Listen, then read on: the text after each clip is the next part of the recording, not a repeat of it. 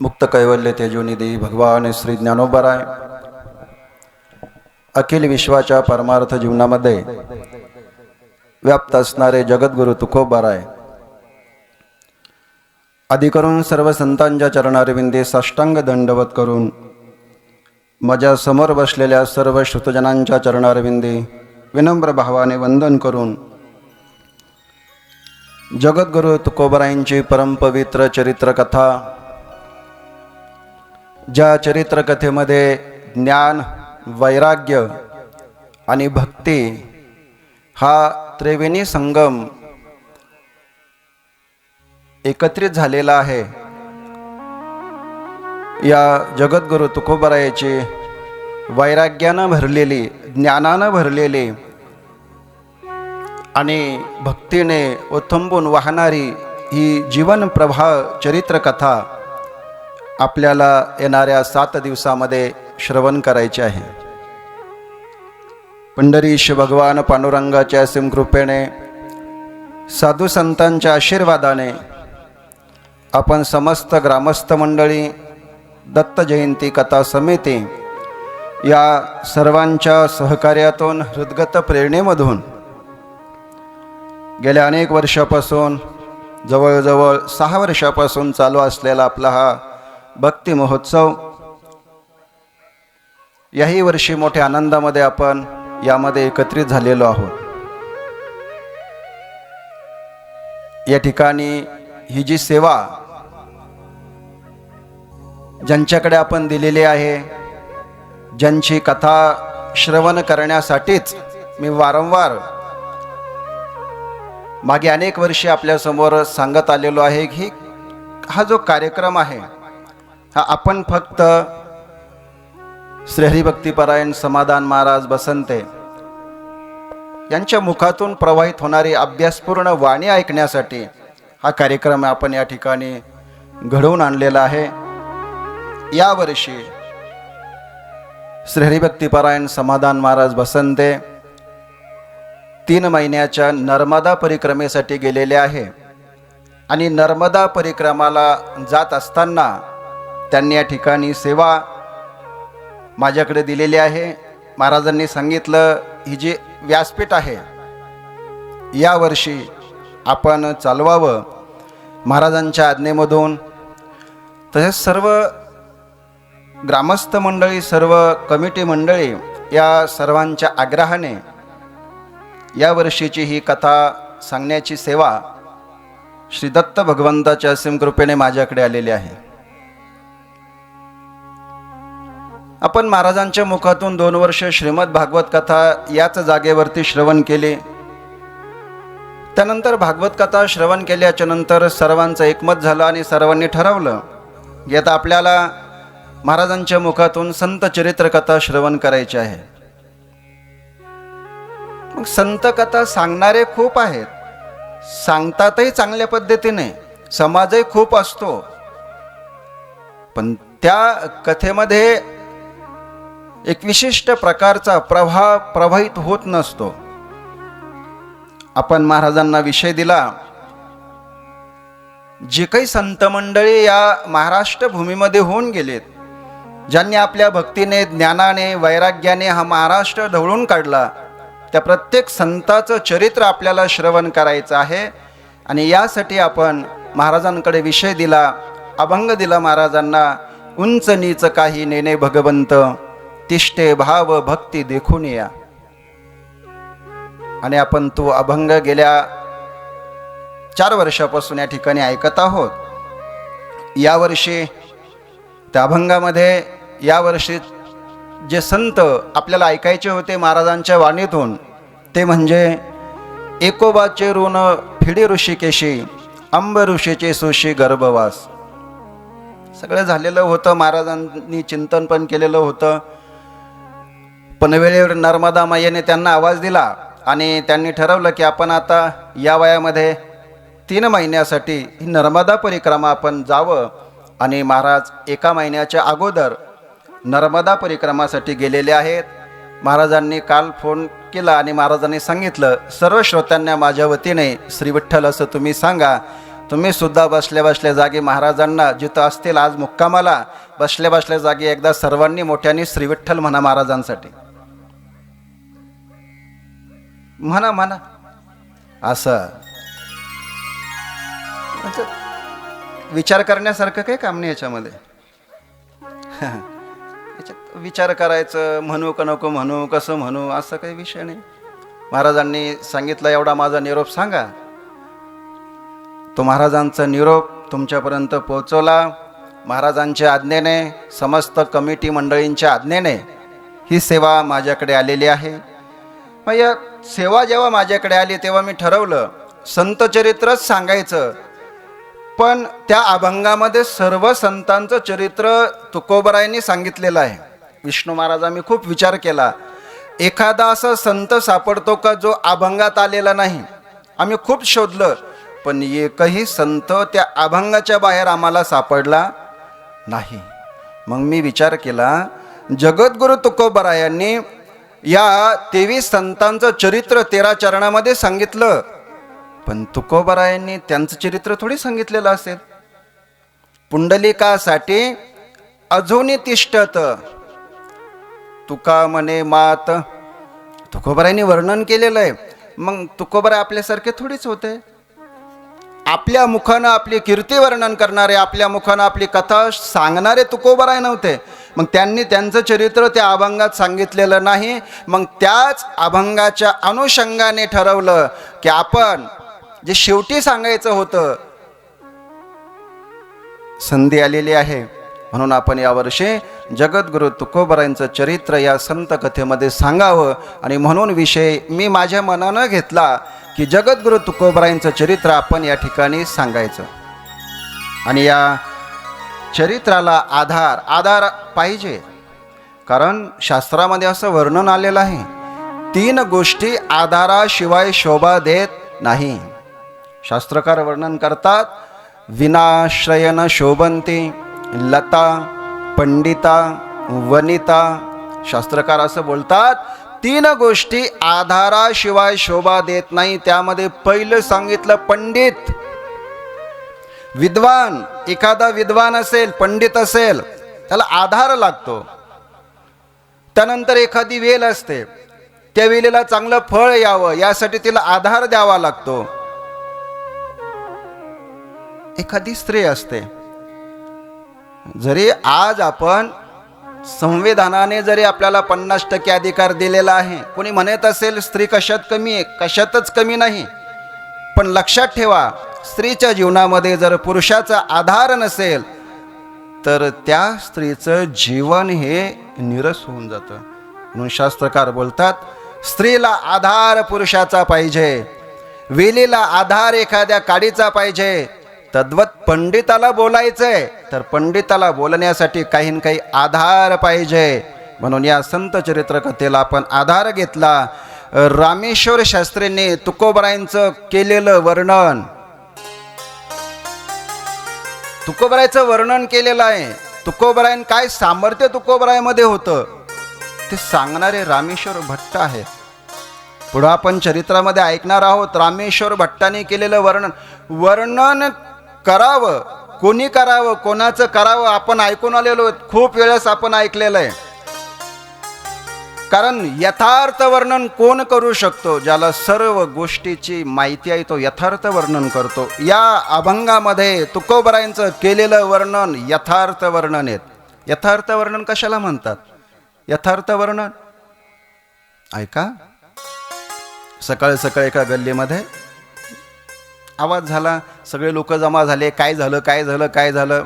काही नाही, घरामध्ये एक ताई झाडता झाडता त्या फडीखाली सर्पाचं पिल्लू निघलं. अंगठ्या एवढं होतं निघलं. बाईनं काही बाबाला आवाज दिला नाही, त्या झाडूच्या मुठीनं त्याला ठेसलं, मारलं, फेकून दिलं. शेजारच्याले काय झालं ग? काही नाही, साप निघाला. केवढा? एवढा. केवढा झाला तो? घरातून शेजारणीपर्यंत येपर्यंत एवढा झाला. आणि 30 शेजारीन दुसऱ्या दुकानात किराणा आणायला गेले. काय झालं तर तुमच्या गल्लीमध्ये सकाळी? तिनं सांगितलं सर्प निघला होता शांताबाईच्या घरात. केवढा? एवढा. होतं का नाही असं? तो एक गल्ली सोडून दुसऱ्या गल्लीत जाईपर्यंत एवढा सर्प एवढा होतो. हे जर पटलं नसेल दुसरं उदाहरण देतो. एका सुनबाईला उठायला उशीर झाला, थंडीच दिवस आहे, झाला असं उठायला उशीर. सासून सांगितलं, का ग कळत नाही तुला, सगळ्या गल्लीमध्ये सडा रांगोळी झाली तू अजून झोपलेली आहे, पटकन उठायचं. एवढं बोलले, बस झालं. हे दुसरीनं ऐकलं, तिनं विचारलं, का ग सखूबाई का खवळ्यात एवढं सकाळी सकाळी? बाई काय सांगू, काय बोलली व सुनाला फडाफडा. आता हे फडाफडा बोलणं होतं का? नाही, याला यथार्थ वर्णन नाही म्हणत. पण रामेश्वर भट्टाने केलेलं तुकोबरायांचं वर्णन यथार्थ आहे. का? कारण रामेश्वर शास्त्री कोण आहेत? 6 शास्त्र, 4 वेद, 18 पुराणांचा गाढा अभ्यास करणारा ब्राह्मण विद्वान, विद्वानाने केलेलं, शास्त्र जाणणाऱ्याने केलेलं वर्णन याला यथार्थ वर्णन म्हणत असतात. म्हणून या अभंगामध्ये तुकोबरायांचं केलेलं वर्णन यथार्थ वर्णन केलेलं आहे. आणि म्हणून आपल्याला संत ऐकायचे तर यथार्थ ऐकायचे, तुकोबर ऐकायचे आपल्याला तर ते यथार्थ ऐकायचे. जसे घडले, त्यांनी जीवनामध्ये जी कृती केली, त्यांनी जीवनामध्ये जे जे कार्य केलं ते यथार्थ ऐकायचं. लक्षात ठेवा, जीवनामध्ये जेव्हा आपण यथार्थ श्रवण करू तेव्हाच त्याचं फळ आपल्या जीवनामध्ये यथार्थ मिळतं. खूप ऐकण्याची गरज नाही आपल्याला. नामदेवराय बोलतात, ज्ञानेश्वरी ग्रंथ श्रेष्ठ आहे, यात अजिबात तिळमात्र शंका नाही. पण तुम्हाला वेळ असेल तर या सकाळी 6:30 वाजता वाचायला. काय ज्ञानेश्वरी सकाळी 6:30 वाजता ज्ञानेश्वरीचं पारायण या वाचायला. नसन वेळ, माऊली बोलतात, नामदेवराय बोलतात, लय करायचं गरज नाही, तुम्हाला खूप करण्याची गरज नाहीये. एक तरी ओवे अनुभवावी, थोडं. तुकोबरायचं प्रमाण आहे बघा. तुकोबराय बोलतात, थोडे परी निरे अवीट ते घ्यावे खरे. थोडं पाहिजे पण चांगलं पाहिजे. म्हणून ऐकायचं, असं यथार्थ ऐकायचं. यथार्थ श्रवण केलं की त्याचं फळ पदरामध्ये यथार्थ पडतं. कथा 2 तास चालते, कीर्तन 2 तास चालतं. बाकीचा कार्यक्रम मी नाव घेणार नाही, रात्रभर चालतो. पदरात काय पडतं? काहीच पडत नाही. ते यथार्थ नाहीये. कथा ही यथार्थ असली पाहिजे. म्हणून रामेश्वर भट्टाने तुकोबरायांचं केलेलं वर्णन यथार्थ वर्णन, ते यथार्थ वर्णन आपल्याला कथेमध्ये ऐकायचं आहे. आपण गेल्या 4 वर्षापासून महाराजांच्या मुखातून ऐकत आहोत. संत चरित्र आपल्याला काय ऐकायचं आहे? रोज 4 वर्षापासून, पहिल्या दिवसापासून ते 7 दिवसापर्यंत महाराजांनी प्रत्येक दिवशी अभंगात प्रवेश करण्याच्या अगोदर संत चरित्र आम्ही काय ऐकलं पाहिजे याचं वर्णन करून सांगितलेलं आहे. काय ऐकायचं संत चरित्र आपण?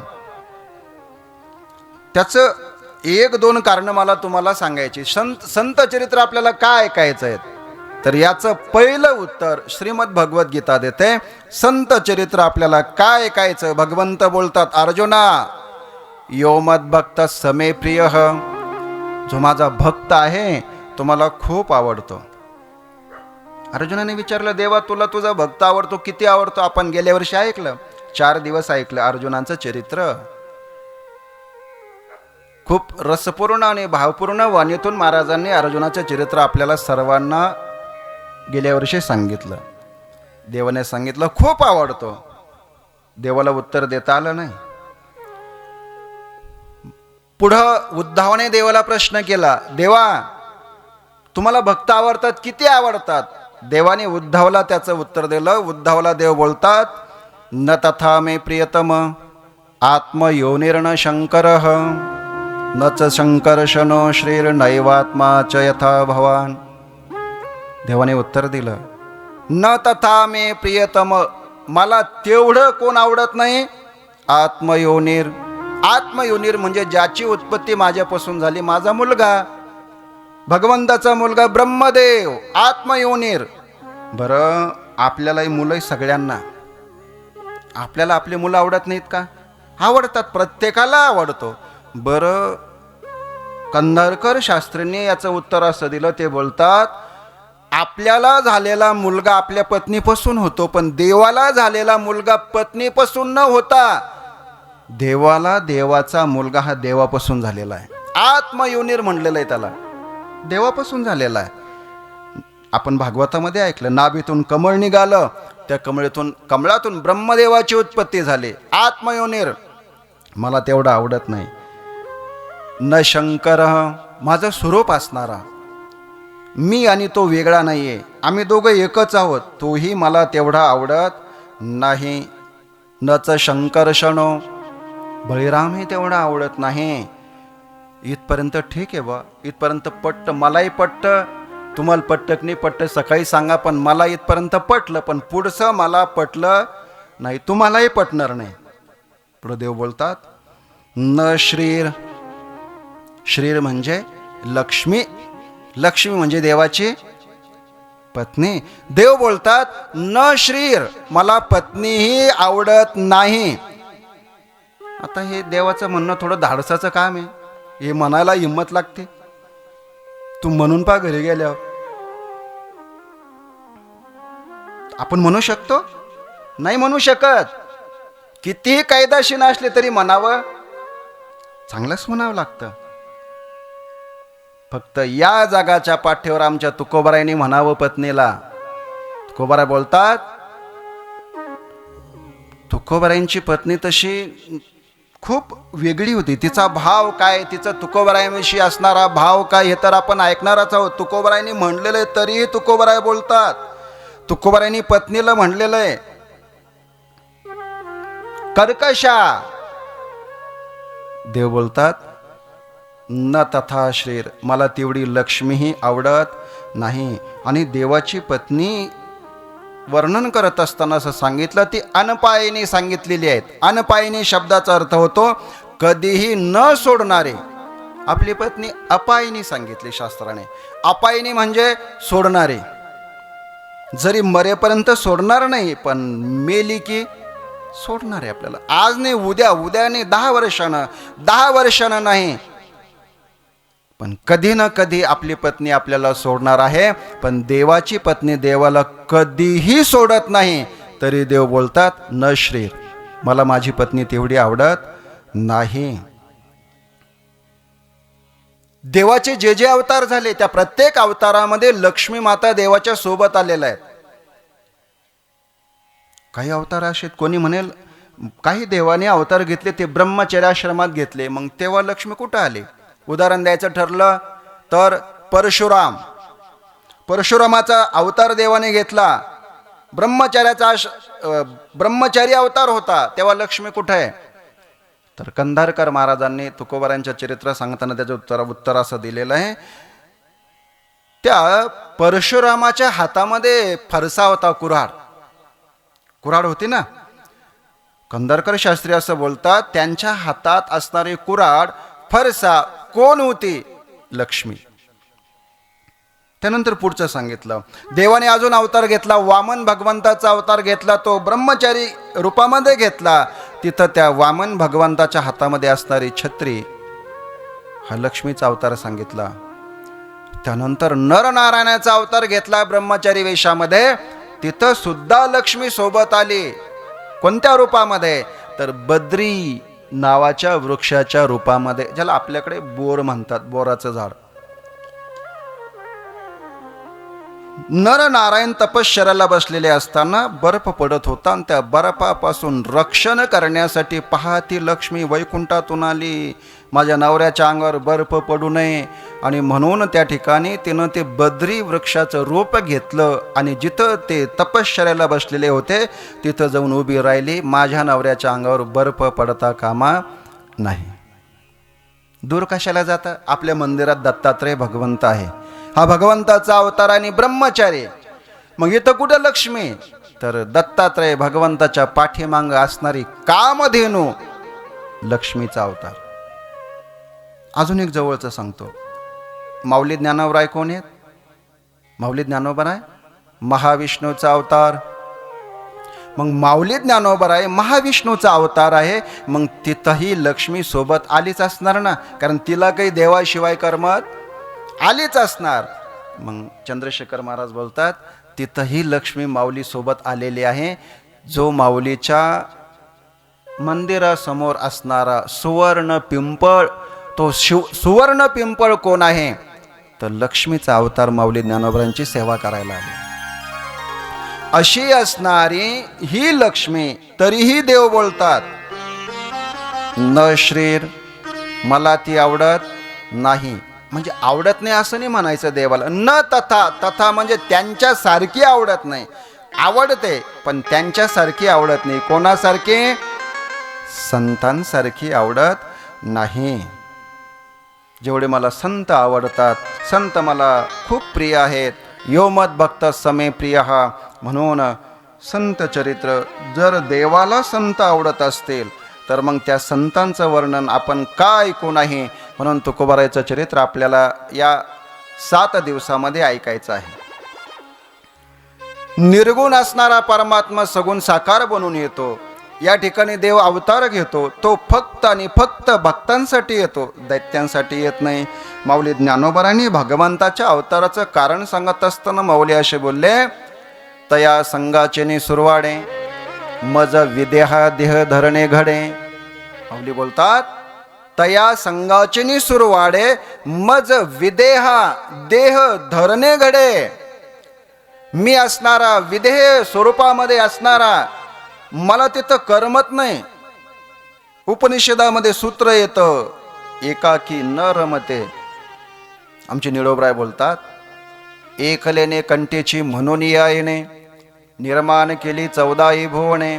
त्याला एकट्याला करमत नाही म्हणून तो संतांच्या संगतीमध्ये येतो. किंबहुना आवडे निरुपमू, मला माझे भक्त आवडतात. किती? निरुपम. मला उपमा देता येत नाही, कोणाची मी उपमा देत नाही. मला संत किती आवडतात, सांगायला उपमा कमी पडते. बरं, असाच प्रश्न एकदा लक्ष्मीने रुक्मिणीने देवाला विचारला होता, मी तुम्हाला किती आवडते?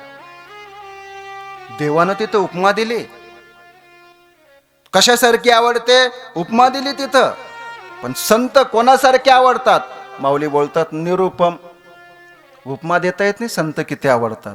भागवतामध्ये प्रसंग येतो, एखाद्या वेळेस मी आपल्यासमोर मांडलेलाही असेल. सगळ्या अष्टपट्ट राण्या बसलेल्या आहेत. सगळ्या एक बसलेल्या असताना गोपालकृष्ण परमात्मा बसलेले आहेत, जेवण चालू आहेत. मग आता जेवण चालू असताना काहीतरी विषय असावा म्हणून सर्व राण्या देवाला बोलतात, देवा मी तुम्हाला आवडते. देवानं सांगितलं, मग आवडत नसतीत कशाला आणली असती तुला घरात करून? आवडते. कशी आवडते? उपमा द्या. कशी आवडते? उपमा द्या. देवानं सांगितलं, पहिला पदार्थ माझ्या आवडीचं तुम्हाला सांगतो, मला तो गुलाबजाम सारखी आवडते. कोण? पहिली राणी. तिने प्रश्न केला, कशी आवडते? गुलाबजाम सारखी आवडते. दुसऱ्या राणीने प्रश्न केला, तिला सांगितलं, तुम्हाला पेड्यासारखी आवडते. सगळ्यांचं झालं, 7 झाले. आता राहिली रुक्मिणी. रुक्मिणीने विचारलं, देवा आणि मग मी कशी आवडते? देवानं सांगितलं, तुम्हाला मिठासारखी आवडते. घ्या. आता मिठासारखं म्हणल्यावर रुक्मिणीला थोडंसं कमीपणा वाटला, कारण हे मीठ जे असतं ते बाजूला असतं, तेच काही काम नाही. ते एकाच कामाला तर शेवटी मीठ शेवटी कामा येतं दाड्यानं भरलेले हात धुण्यासाठी. रुक्मिणीने सांगितलं, असं मिठासारखी. देवानं रुक्मिणी किती आवडते. अनपायनी असणारी पत्नी. प्रत्येक अवतारामध्ये देव बोलतात, लक्ष्मी स्थिरावली मुकुंदी.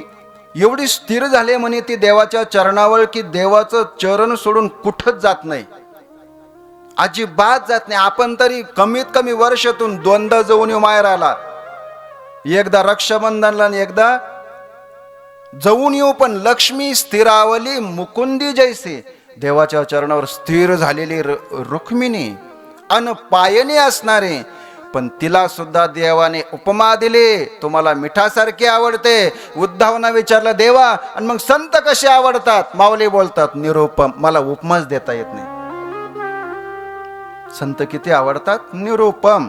मला संतांबद्दल एकही उपमा देता येत नाही, एवढे मला संत आवडतात. देव येतो फक्त संतासाठी, तुमच्या आमच्यासाठी येत नाही. लक्षपूर्वक आहे का? आलेला आहे, आता फायदा करून घ्या. राम आला, घ्या त्याचं नाव. कृष्ण आला त्याचं नाव घ्या, पण तो लक्षपूर्वक आहे का आपल्यासाठी आलेला नाही. कारण देवाचं येणं घडतं एकतर पुण्यवंतासाठी किंवा पाप्यासाठी. देव येतो एकतर शबरीसाठी किंवा रावणासाठी. देव येतो एकतर कंसासाठी किंवा राधेसाठी. देवाला जर भेटायचं एक तर खूप पुण्य करावं लागतं किंवा जास्त पाप करावं लागतं. आपण मधले. माझा प्रश्न आहे तुम्हाला सगळ्यांना, व्यासपीठावर बसलेल्यांसकट माझा प्रश्न आहे, इमानदारीने सांगायचं, आपण पापी का पुण्यवान? आपण आपले दुसऱ्याकडे बोट नाही करायचं, आपलं पाहायचं. आपल्या असं म्हणलं की पटकन शेजारच्याकडे नजर जाते. आपलं पाहायचं. हा मंडप आपले दोष धुण्यासाठी, दुसऱ्याचे दोष पाहण्यासाठी नाही. इथं बसायचंय 7 दिवस, आपलं मंथन करायचंय. माऊली बोलतात, भगवंत बोलतात गीतेमध्ये, आपला उद्धार, आपले दोष लक्षपूर्वक आहे का? आपले कपडे कोणीतरी धुवून देईल, आपले भांडे कोणीतरी धुवून देईल, आपलं घर कोणीतरी धुवून देईल, पण आपलं मन हे आपल्यालाच धुवावं लागणार आहे. लक्षात ठेवा. आपलं मन नाही धुणार कोणी. याच्यासाठी प्रयत्न आपल्याला करावा लागणार आहेत. आणि त्याच्यासाठी हा मंडप आहे, त्याच्यासाठी हा 7 दिवसाचा कार्यक्रम आहे, मन धुण्यासाठी. म्हणून माऊली बोलतात, आपुली आपण आपल्यालाच करावं लागणार आहे. माझा प्रश्न आहे, आपण पुण्यवान की पापी? तुम्ही म्हणाल, तुम्हाला एवढं समजत नाही का आम्ही पापी असतो तिथं कशाला आलो असतो? आता पापी असतो तिथं आलो असतो का आम्ही? नाही. मग आम्ही कोण आहेत? पुण्यवान. म्हणा. नाही म्हणू शकत का? आरती झाली पुन्हा कुठं जायचंय? आरती झाल्यावर पुन्हा कुठं जायचंय? तिथंच. मग आम्ही पुण्यवानही नाही, आम्ही पापी नाही. आमचं मन कधीच मान्य करत नाही का आम्ही पापी. बरं, एक मान्य करायला पाहिजे. एक तर कोणतं तरी गोष्ट मान्य करायला पाहिजेत ना. एक तर स्वतःला पापी म्हणा किंवा पुण्यवान म्हणा. तुम्हाला सांगू, तुकोबाराय, माऊली ज्ञानोबाराय, ज्या आधी संत मंडळी होऊन गेलेत, त्यांनी याच जन्मामध्ये त्यांच्या मुखातून उद्गार आले, शेवट तो भला माझा बहु गोड झाला. याच जन्मात मुखातून उद्गार निघाले का? त्यांनी मान्य केलं मी पापी आहे. तुकोबाराय पापी नव्हते, माऊली ज्ञानोबाराय पापी नव्हते, पण मान्य केलं आमच्यात अवगुण आहे, मी अवगुणी अन्याय किती म्हणून सांगू काही. ज्या दिवशी आपण, मला सांगा, मला ताप आलेला आहे, जेव्हा तुम्ही मान्य कराल तेव्हाच तो दूर करण्यासाठी प्रयत्न कराल ना. जोपर्यंत आपण आपला रोग मान्य करत नाही तोपर्यंत आपण डॉक्टरची पायरी चढत नाही. आपलं मान्य करावं लागतं अगोदर. मान्य करा. हा मंडप त्याच्यासाठी आपल्याला मान्य करावं. मान्य काय करायचं महाराज? आहेच आपण. मान्य काय करायचं? आहेच. प्रत्येक जण पापी जरी नसला पण काही ना काही अवगुण असतात, प्रत्येकामध्ये आहे. ते अवगुण बाहेर काढण्यासाठी हे चरित्र आहे. म्हणून तो परमात्मा येतो, एकतर पुण्यवंतासाठी येतो किंवा पाप्यासाठी येतो, आपल्यासाठी येत नाही. देवाने उत्तर दिलं. माऊली ज्ञानोबाराय बोलतात, मी येतो कशासाठी? देवाने उत्तर दिलं. माऊली बोलतात, तो पहावा हे डोळे, मनोनी अचक्षुषी मज डोळे, हातीची लीला कमळे पुजुतया ते, दोवरी दोन्ही भुजा आलो घेऊनी, आलिंगावया लागोनी तयाचे अंग. देव बोलतात, माऊली बोलतात, मी तर आलेलो आहे काय पाहण्यासाठी? संतांना पाहण्यासाठी आलेलो आहे. मी तर आलेलो आहे, मी हातात फुलं आणलेलं आहे. कशासाठी? तुम्ही विचार करा. तुम्ही जर कधी पंढरपूरला गेले तर पंढरपूरला गेल्याच्या नंतर देवाचं दर्शन घ्या. आता तुम्हाला सांगू, देवाचं खरं दर्शन कधी होतं? सकाळी 4 वाजता खरं दर्शन देवाचं. मग कळतं आपल्याला. मग ती काकड आरती बोलत असताना तिथं असणारा पुजारी आपल्याला प्रत्येक पांडुरंगाच्या अंगावर असणारा दागिना, असणारी खूण, त्या खुणेचं मार्गदर्शन, ती खूण का निर्माण झालेले सगळं तो त्या ठिकाणी तो पुजारी सांगत असतो. देवाच्या हातामध्ये शंख, चक्र, गदा, पद्म 4 गोष्टी देवाने धारण केलेल्या आहेत. चार हातामध्ये चार वस्तू आहेत. हातामध्ये गदा घेतलेली आहेत. कळतं आपल्याला गदा कशासाठी घेतली? एखादा दैत्य भेटलं त्याच्या डोक्यात टाकायला. चक्र का घेतलं? एखादा दैत्य भेटला की फेकलं. शंख का घेतलं? लढाईला सुरुवात करायची. शंखनाद केला की लढाईला सुरुवात होते. शंखाचा उपयोग कळाला. जी गदा आहे तिचाही उपयोग कळाला. चक्र घेतलेलं आहे त्याचाही उपयोग आपण पाहिलेला आहे. शिशुपालाला मारलेला आहे. सगळं आपण ऐकलेलं आहे. पण विचार करा, देवाच्या हातामध्ये कमळाचं फूल आहे, ते का घेतलेलं आहे? कधी बसल्या बसल्या जागी लावाचं डोकं, देवानं कमळाचं फूल का घेतलं? त्याचं उत्तर दिलेलं आहे. देवानं हातामध्ये कमळाचं फूल का घेतलेलं आहे? माऊली बोलतात, हातीचे निये लीला कमळे पूजुताया ते. कोणाला? मला माझ्याकडे एखादा संत आला की मला त्याची पूजा करावीशी वाटते. मग कुठं जायचं पळत पळत, तिथं फूल पहा तिथं फूल पहा, म्हणून मी कायम हातामध्ये फूल ठेवतो. संत भेटला की ठेवलं पायावर. संत आला की त्याच्या पायावर मी ठेवतो. त्यांची पूजा करण्यासाठी माझ्या हातात फूल आहे. म्हणून देव संतांची पूजा करतात. एवढे संत देवाला प्रिय असतात. म्हणून आपल्याला संत चरित्र ऐकायचं. देव बोलतात त्यांच्यासाठी माझं रूपालयन जे घडतं फक्त संतासाठी घडतं. म्हणून तुकोबरायांचं चरित्र आपल्याला या ठिकाणी ऐकायचं आहे. संत देवाला आवडतात. किती आवडतात? तोही विषय आपण बघितला.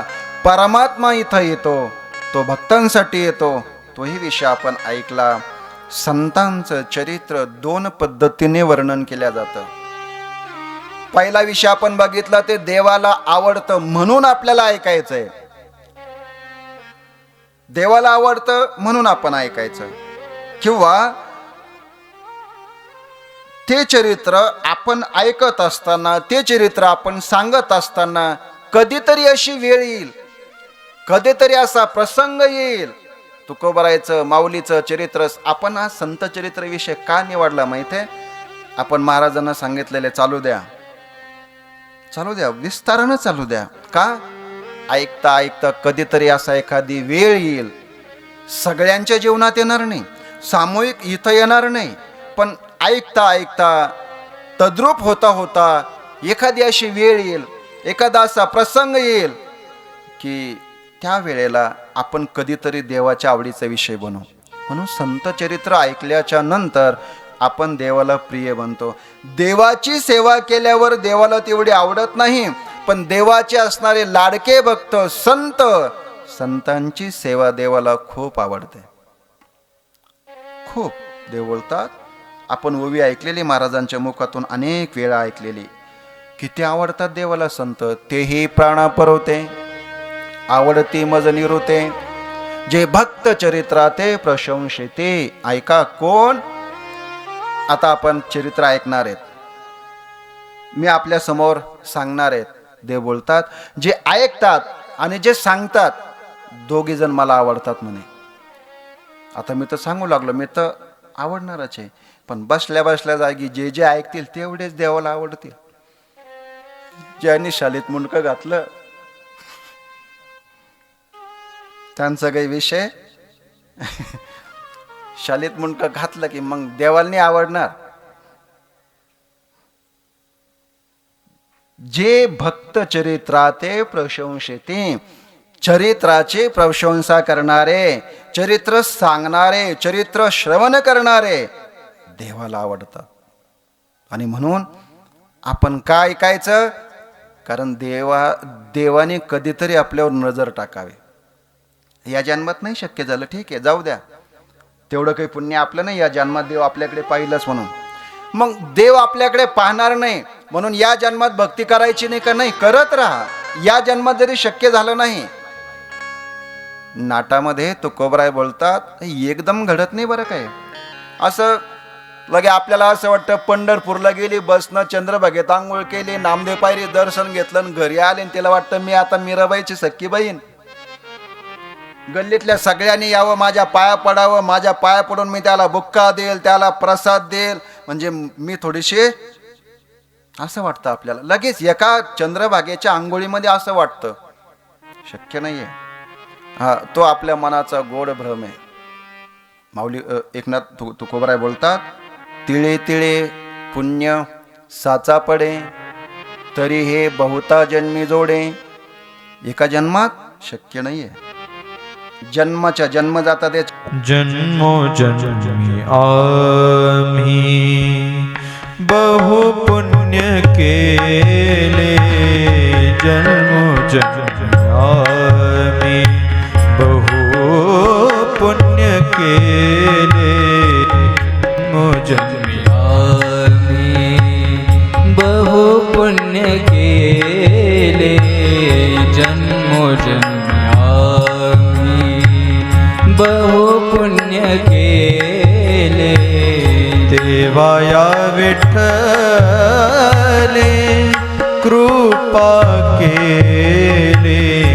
तेव्हा या विठ्ठले कृपा केले. जन्मोजन्मी आम्ही बहु पुण्य केले.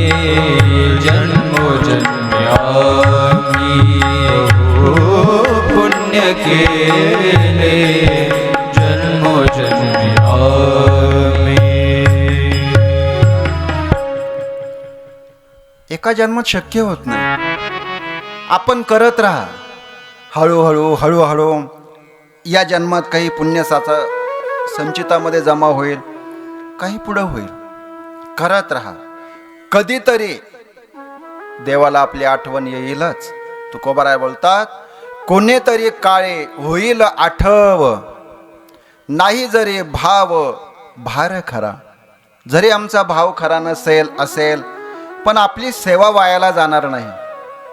सेवा जमा होत राहील. तुम्ही साधं साधं जाता जाता मंदिरामध्ये एखादा कचरा पडलेला असेल, जाता जाता तेवढा कचरा मंदिरातला उचलून जरी टाकला तरी ही सेवा संचितात जमा होते. आज फळ देणार नाही, या जन्मात नाही देणार, कधीतरी कुठंतरी तेवढी केलेली सेवा व्याजा सगट फळ देईल आपल्याला. प्रपंचात नाही, सगळं घर झाडा, आपलं झाडा, शेजारच्याचं झाडा, तिथलं नाही, पण मंदिरातलं साधा कचरा उचला तुम्ही, या जन्मात नाही देणार, आज नाही देणार.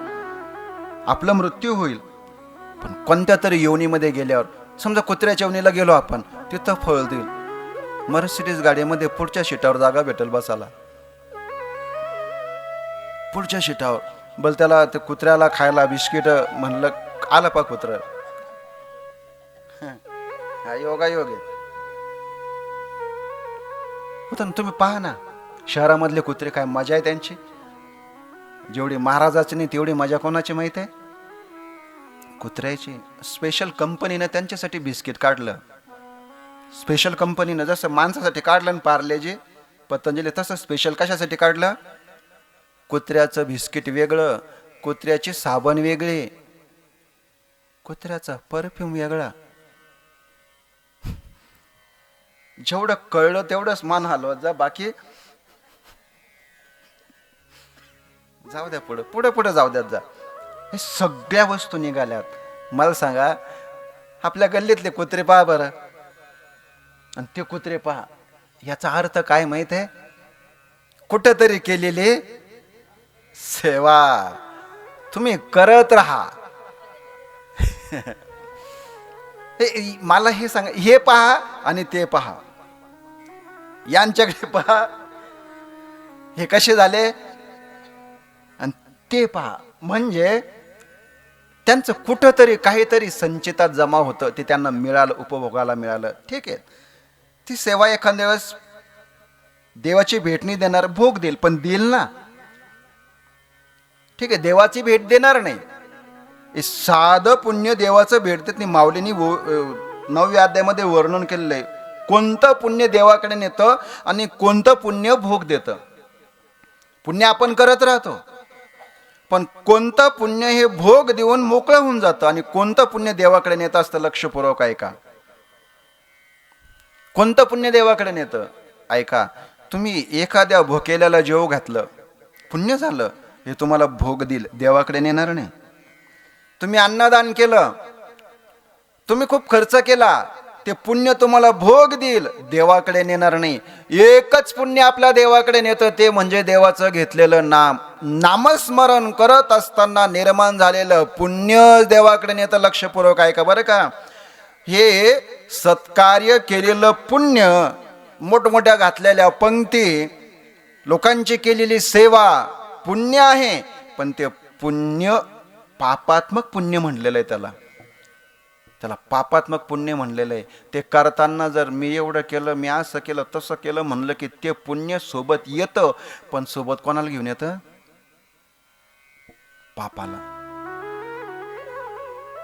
काय पंगत घातले मी, काय लोक होते जेवाला, बापा बापा बापा. पळशीत कोणीच नाही घातली अशी पंगत. मी केलं, अन्नदान एवढं केलं, पुण्य झालं. पण असं म्हणलं, ते पुण्य बोट धरून आणतं सोबत. कोणाला?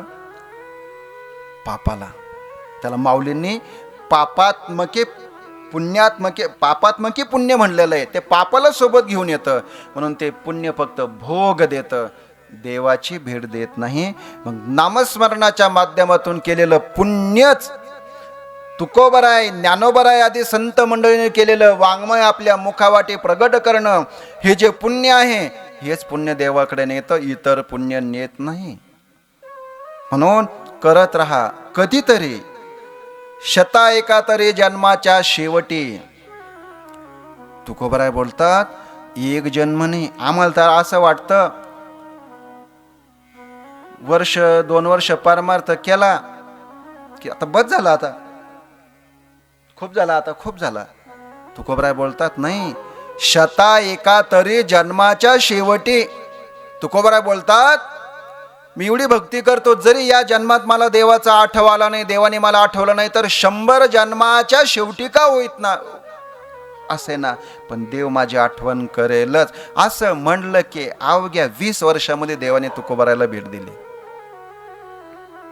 कधीतरी होईल, म्हणून करत राहा. तुकोबरायचं चरित्र आपल्याला सांगायचंय का हो. याचं फळ काय? तुम्ही सांगितलं देवाला आम्ही आवडू, ठीक आहे, पण देवाला आम्ही आवडू यासाठी आम्हाला अगोदर चौकाच्या खांद्यावर जावं लागेल. आता काय फळ आहे, नगदी काय फळ मिळतं? कारण लक्षपूर्वक ऐका, या जगामध्ये फळाचा विचार दृष्टी समोर ठेवूनच पाऊल उचलल्या जातं. फळ असेल तर मनुष्य घरात असलेलं पाऊल पुढं टाकतो, फळ नसेल तर कोणी येत नाही. साधं तुम्ही मुलाला म्हणाव 50 रुपये घेऊन सामान आण, तो विचार करतो घरातच बसल्या बसल्या एवढं सांगितलं, याच्यातून उरतं काय? काहीच नाही, मिन जात. आणि ते 50 रुपये दिले आणि त्याच्यातून जर 5 रुपये उरत असेल तर पटकन जातो, कारण त्याचं फळ आहे, त्याला 5 रुपये उरतात. तसं आम्ही तर बसायचंय, थंडीमध्ये बसायचंय, फळ काय? कारण शास्त्रकार बोलतात, अनुद्दिश्यम,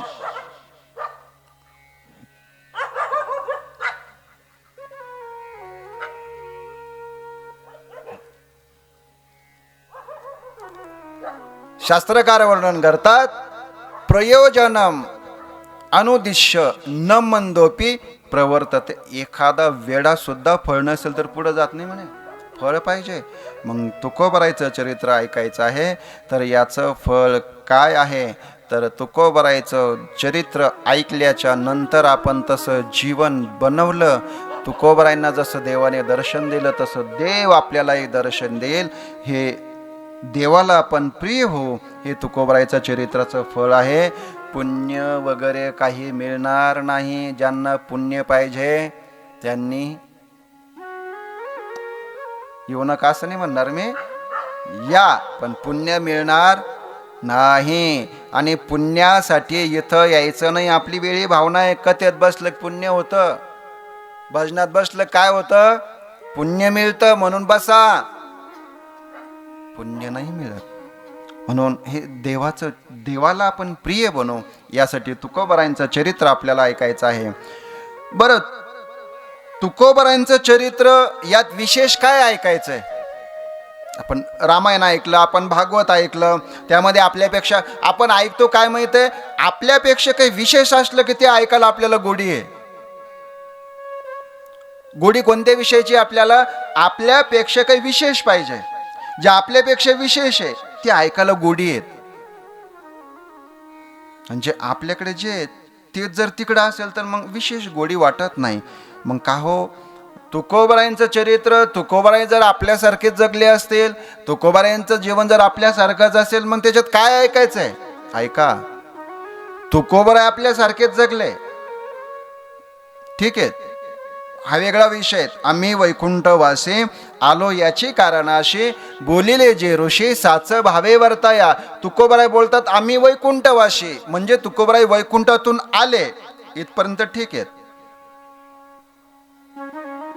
पण तुकोबारायांचं चरित्र बघितल्यावर सामान्य व्यक्ती, सामान्य कुटुंबात जन्म घेऊन तुकोबाराय असामान्य पदापर्यंत गेले. मग मला सांगा, जर वैकुंठातून आलेले असतील तुकोबाराय, तर तुकोबाराय भजन करण्याची काय गरज होती? अरे इथं साधं कीर्तनकार भजनाला, हरिपाठाला, एकादशी भजनाला येत नाही, कीर्तनकार नाही येत, भजनाला येत नाही, काकड्याला येत नाही, कीर्तनकार येत नाही. मग तिथं वैकुंठातून आले होते, तरी रात्रंदिवस भजन त्यांनी का केलं? थेट वैकुंठातून, जिथं गेल्याच्या नंतर परत यावं लागत नाही, त्या वैकुंठातून आलेले तुकोबाराय तरी भजन करतात. त्याचं कारण आहे, त्यांना दाखवायचं आहे आम्हाला, तुम्ही केवढेही असा, तुम्ही कोणत्याही पदार असा, तुम्ही श्रीमंत कितीही असा, पण तुम्हाला भजनाशिवाय मनुष्य योनीला पर्याय नाही. कोणत्याही पदावर असा, कितीही श्रीमंतीमध्ये असा, पण मनुष्य केव्हा, जेव्हा तुम्ही भजन कराल तेव्हा. हे दाखवायचं होतं, म्हणून तुकोबाराय वैकुंठातून जरी आले तर तुकोबारायने भजन केलं. आणि सांसारिक दृष्टीने विचार केला तर त्यांचा प्रपंच आपल्यापेक्षा मोठा होता. इथं जे आपण बसलेले सगळे मंदिरात बसलेले, आपला एका एका बायकोचा प्रपंच आहे. तुकोबारायांचा 2 बायकाचा प्रपंच होता. तुकोबारायांना पहिल्या पत्नीपासून 1 मुलगा झाला, दुसऱ्या पत्नीपासून 2 मुलं 2 मुली झाले. केवढा परिवार आहे? आपल्यासारखाच जन्म झाला, सामान्य कुटुंबात झाला, आपल्यासारखाच परिवारामध्ये राहिले, दुकानदारी केली, सगळ्या गोष्टी आपल्यासारख्या करत आले. मग तुम्ही म्हणाल आपल्यात आणि त्यांच्यात काय फरक आहे? एकच फरक आहे, त्यांनी वेळीच संसार अंतकरणातून बाजूला फेकला, भगवंताच्या भजनाला लागले. म्हणून आम्हाला त्यांचं चरित्र ऐकायचं आहे. सगळं आपल्यासारखं होतं, पण त्यांनी सोडलं. सोडलं म्हणजे बाहेरून सोडलं नाही, अंतकरणातून तुकोबारायांनी सगळा संसार बाजूला टाकला. आपलं वेगळं, आपण म्हणतो केवळ माझा मुलगा, माझी पत्नी, माझं घर, यांचं चरित्र नाही होत. चरित्र कोणाचं होतं? हे विश्वची माझे घर, वसुदैव कुटुंबकम. तुकोबाराय बोलतात आमचा स्वदेश भुवन त्रयामध्ये वास. त्यांचं चरित्र होतं. म्हणून तुकोबाराय त्यांची विचारसरणी एका वेगळ्या दिशेला गेलेली होती, त्यांची व्यापक धारणा बनलेली होती. रामेश्वर भट्टाने तुकोबारायांना उपमा दिलेली बघा, तुका विष्णू नाही दुजा. विष्णू आणि तुका हे 2 नाही, एकच आहेत. आता विष्णू कोणाला म्हणतात? विष्णू शब्दाची व्याख्या विष्णू सहस्त्रनामामध्ये अशी केलेली आहेत, व्यापकत्वात विष्णू हो, जो व्यापक आहे त्याला विष्णू म्हणतात. मग जसा देव व्यापक आहे तसे तुकोबाराय व्यापक बनलेले होते. आता देव हा स्वरूपानं व्यापक आहे. जसा पांडुरंग परमात्मा पंढरपूरला आहे, तो तिथं आहे. पळशीत नाही का? पळशीत आहे. तुम्ही म्हणाल तो तिथं आहे. मग तुकोबाराय तर देवत होते. तर ऐका, पांडुरंग परमात्मा स्वरूपानं व्यापक आहे, तुकोबाराय विचारानं व्यापक आहे. देव स्वरूपानं आहे. देवाशिवाय एक अणु रेणू सुद्धा रिकामा नाही. तुकोबाराय देवहूत आहेत, पण तुकोबाराय विचारानं व्यापक बनलेले. तुकोबारायांचा विचार कुठपर्यंत गेला? मागच्या वर्षी विदेशामध्ये बिजेला सप्ताह झाला. विदेशामध्ये तुकोबारायांचं चरित्र जयवंत महाराज बोधले म्हणून, बोधले महाराजांच्या फडाचे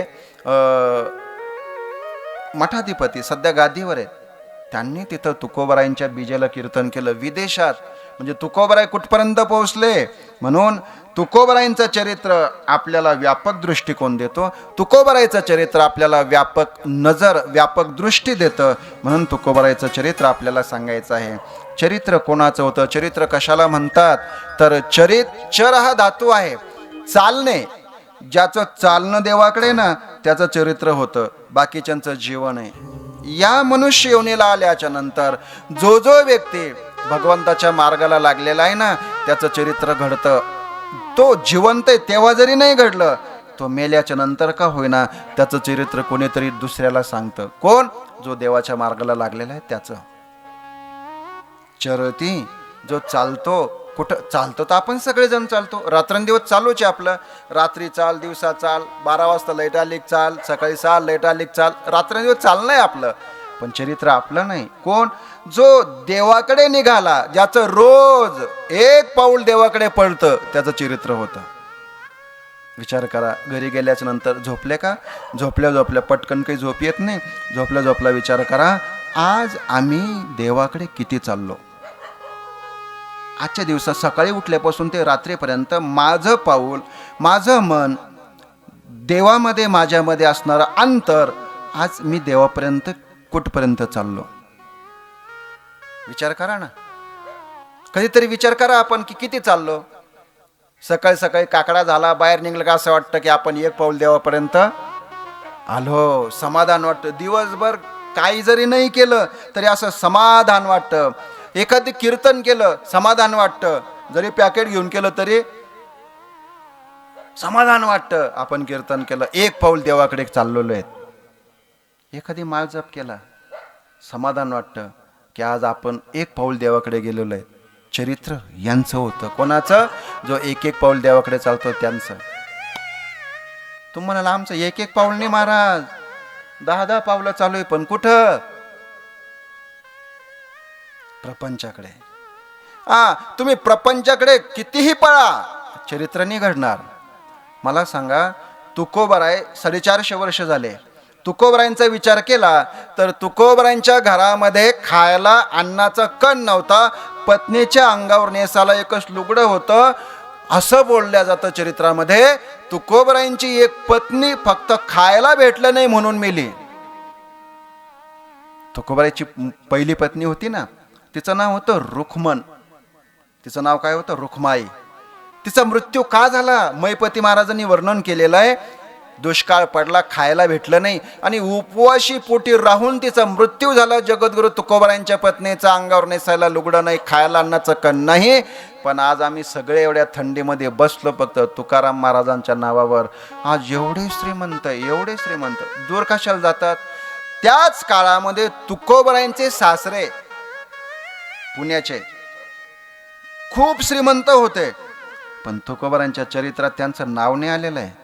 मग लक्षपूर्वक काय का चरित्र कोणाचं?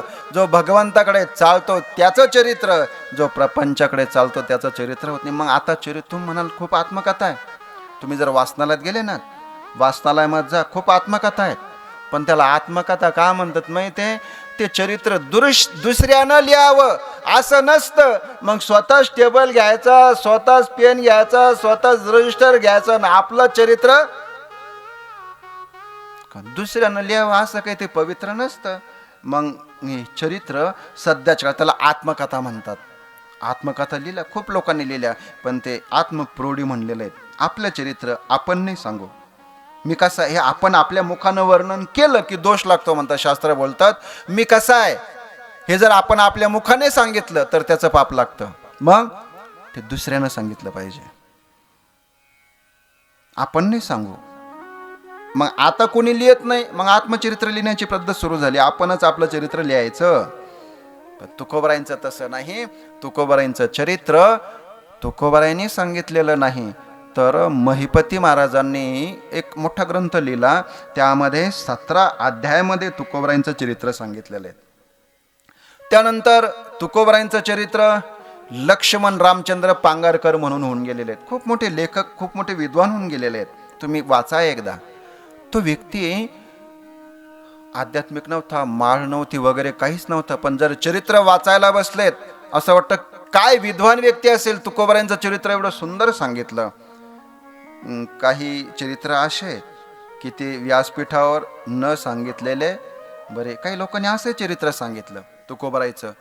एका पुस्तकाचं नाव आहे, डोळे उघडा, मी तुम्हाला नाव सांगतो त्या पुस्तकाचं. उघड एक सांगू मग आता. हा, एक असं पुस्तक आहे वाचनालयामध्ये, आपल्या गावातल्या वाचनालयामध्ये. त्याचं नाव आहे विद्रोही तुकाराम. काय? विद्रोही तुकाराम. आणि त्या पुस्तकाचा शेवटच्या पानावर असं लिहिलेलं आहे, ब्राह्मणाने तुकाराम महाराजांचा खून केला. असंही सांगितलं, सगळ्यांनी सांगितलं, ज्याला जसं पटेल तसं सांगितलं. एका गावात हत्ती आला. हत्ती ते नंदीबल येत नाही का आपल्याकडे, नंदीबल येतो ना, तसं एका गावात नंदीबल नाही तर काय आला, हत्ती आला. तो काही पाणी वगैरे सांगत नव्हता. हत्ती आला, हत्ती आला, हत्ती आला. सगळे पोरं पळाले, सगळे पोरं जाय हे जाय. एका पारावर 4 आंधळे बसलेले होते. 4 आंधळे. त्याने विचार केला, अरे पोरं म्हणतात गावात हत्ती आला, हत्ती आला, चला आपण पाहायला जाऊ. मग हे आंधळे एकाने एकाचा हात धर, एकाने एकाचा हात धर, असे हात धरत गेले. आता हत्ती, आता ते गावात आणल्या म्हणल्यावर तो जरा शांतच असेल ना. पाळीव हत्ती होता, काहीच करत नव्हता. हे सगळे गेले, हत्ती पाहायचा आहे, हत्ती पाहायचा आहे. मग जे आंधळे व्यक्ती असतात ना, हे पाहतात पण डोळ्याने नाही पाहत. कशाने पाहतात ते? नोट कितीची कशाने पाहतात? डोळ्यांनी पाहते. मग लगेच कळतं त्यानं कितीची. ते कशाने पाहतात? ते मागं स्टेटसला होतं, ते आमचे मित्र कृष्णा महाराज राष्ट्रीय म्हणून, त्यांनी एक स्टेटसला ठेवलेलं होतं. एक आंधळा व्यक्ती आजान वृक्षाखाली ज्ञानेश्वरी वाचत होता आणि एका पत्रकाराने त्याची मुलाखत घेतली. त्यानं आश्चर्य वाटलं त्याला. खाली ग्रंथ पाहिला, ग्रंथ आहे पण एकही अक्षर नाही आहे. ग्रंथ आहे ज्ञानेश्वरी पण एकही अक्षर नाही आहे. चालू आहे वाचणं, ओव्यामुखातून चालू आहे. पत्रकाराला आश्चर्य वाटलं. त्यानं सांगितलं, माऊली काय करताय तुम्ही? ज्ञानेश्वरीचं पारायण करताय. मला त्याच्यात काही कळत नाही, अक्षर वगैरे नाही त्याच्यात. त्यांनी लिपी सांगितली, मला ते आठवत नाही आता सगळं. म्हणे ज्ञानेश्वरी माझ्यासमोर, तुम्ही कशी वाचता?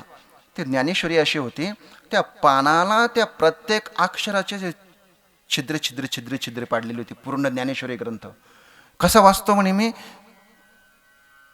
असे बोटं फिरवतो, मला लगेच कळतं म्हणे इथं काय ओवी चालू आहे, कितव्या क्रमांकात चालू आहे, कोणता अध्याय चालू आहे, माऊली काय बोलू लागलेले आहेत, सगळं कळतं म्हणे. पाना डोळ्याने तरी आजान वृक्षाखाली ज्ञानेश्वरी वाचू लागला. आम्हाला तर 2-2 आहे.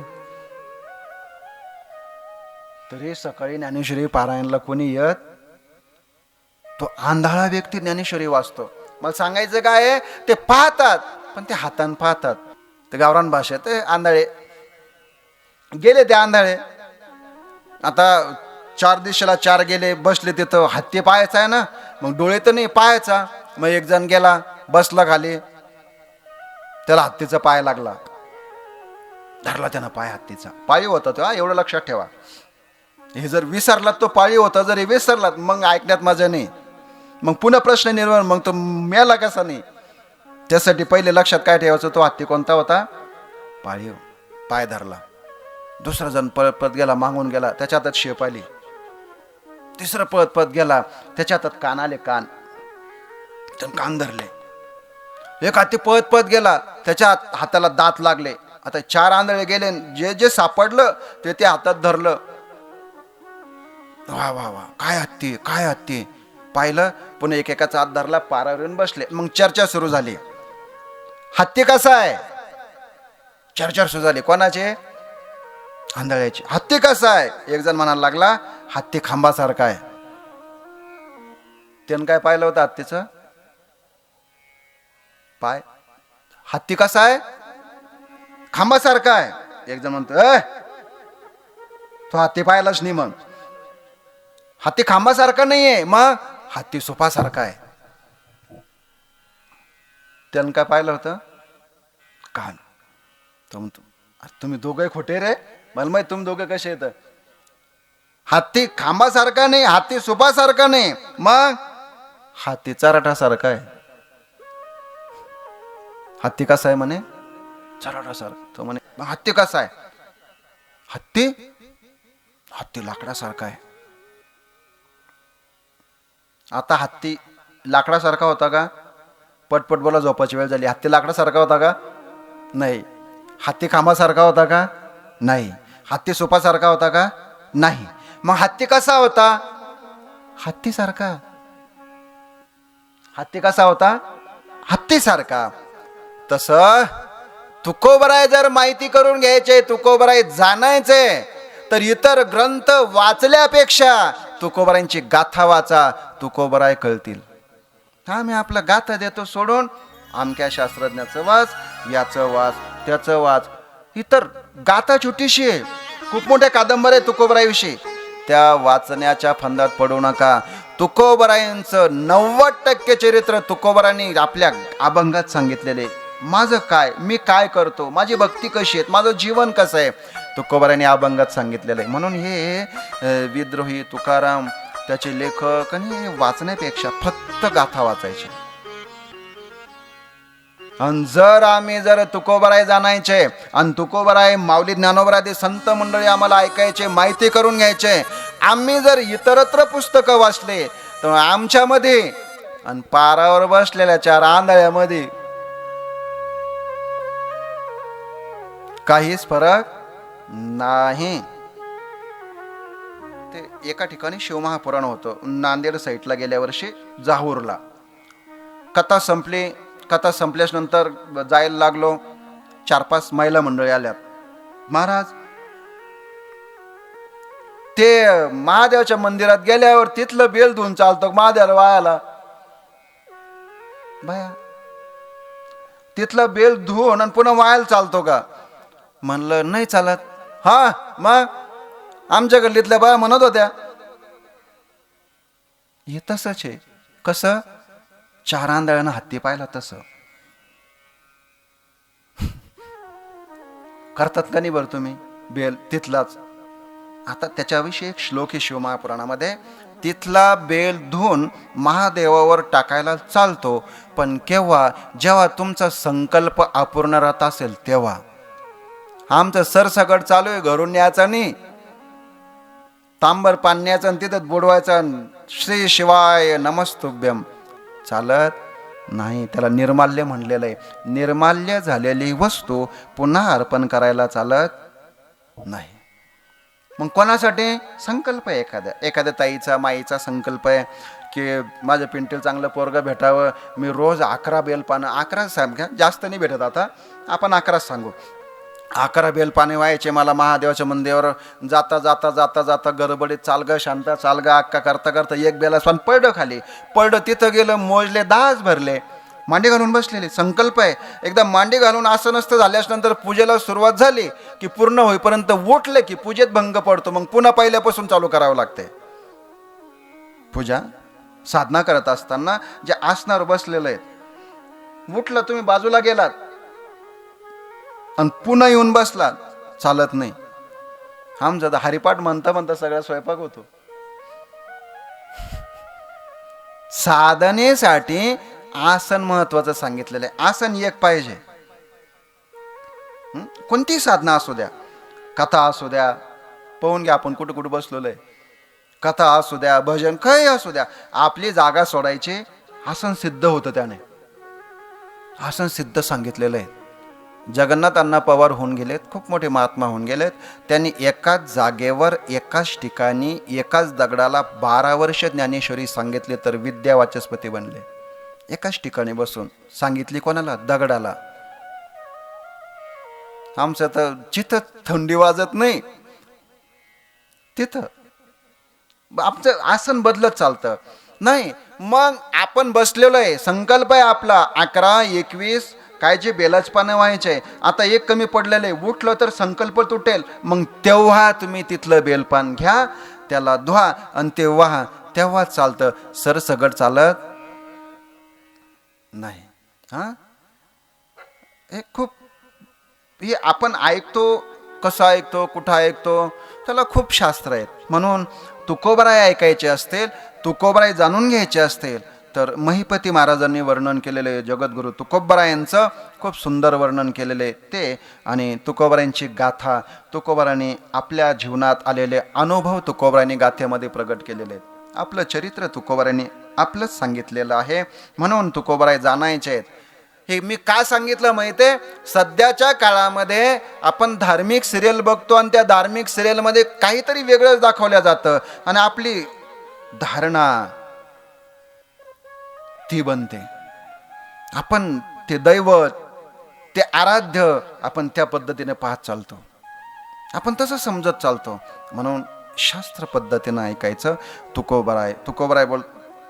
तुकोबारायांचं चरित्र हे गाथ्यातून आणि तुकोबारायांचं चरित्र हे महिपती महाराजांनी सांगितलेलं आहे. इतरत्र आपण ऐकायचं नाही. म्हणून ते आपण ते ऐकलं की त्या दिशेला जातो. तुम्ही बघा, तुम्ही ज्या विचारांचा संग कराल त्या विचाराच्या प्रवाहामध्ये आपली मार्गक्रमणा चालू होऊन जातील. त्या विचाराच्या प्रवाहामध्ये आपला शेवट होतो. म्हणून आपल्या बुद्धीला जोड, जशी संगत महत्वाची जीवनामध्ये, तसं बुद्धीला सुद्धा चांगल्या विचाराची संगत महत्वाची आहे. आमचे एक मित्र आहेत, नाव नाही सांगणार मी, त्यांचं आता रेकॉर्डिंग चालू आहे. ते सध्या एका वेगळ्या महात्म्याचं ऐकू लागलेले, वेगळ्या महात्म्याचं. आणि बस तुकाराम महाराज खोटे, ज्ञानेश्वर महाराज खोटे, भागवत खोटं, रामायण खोटं. मग तो जो सांगतो तेवढंच खरं. विचारांचं असं होऊन जातं. म्हणून विचारांची संगत तुकोबाराय वर्णन करतात की हे जे सगळं आहे, परिवार होता, सगळं होतं, तरी तुकोबारायांचं चरित्र घडलं. कारण तुकोबारायांचं उठल्यापासून झोपेपर्यंत प्रत्येक पाऊल, प्रत्येक क्षण हा देवाकडे नेत होता तुकोबारायांना. म्हणून आपण तुकोबारायांचं चरित्र ऐकतो. तसं आपल्याला वाटत असेल आपलंही चरित्र व्हावं, आपलंही चरित्र घडावं, तर त्यासाठी आपल्याला आपल्या जीवनातला एक एक पाऊल देवाच्या मार्गानं करावा लागेल.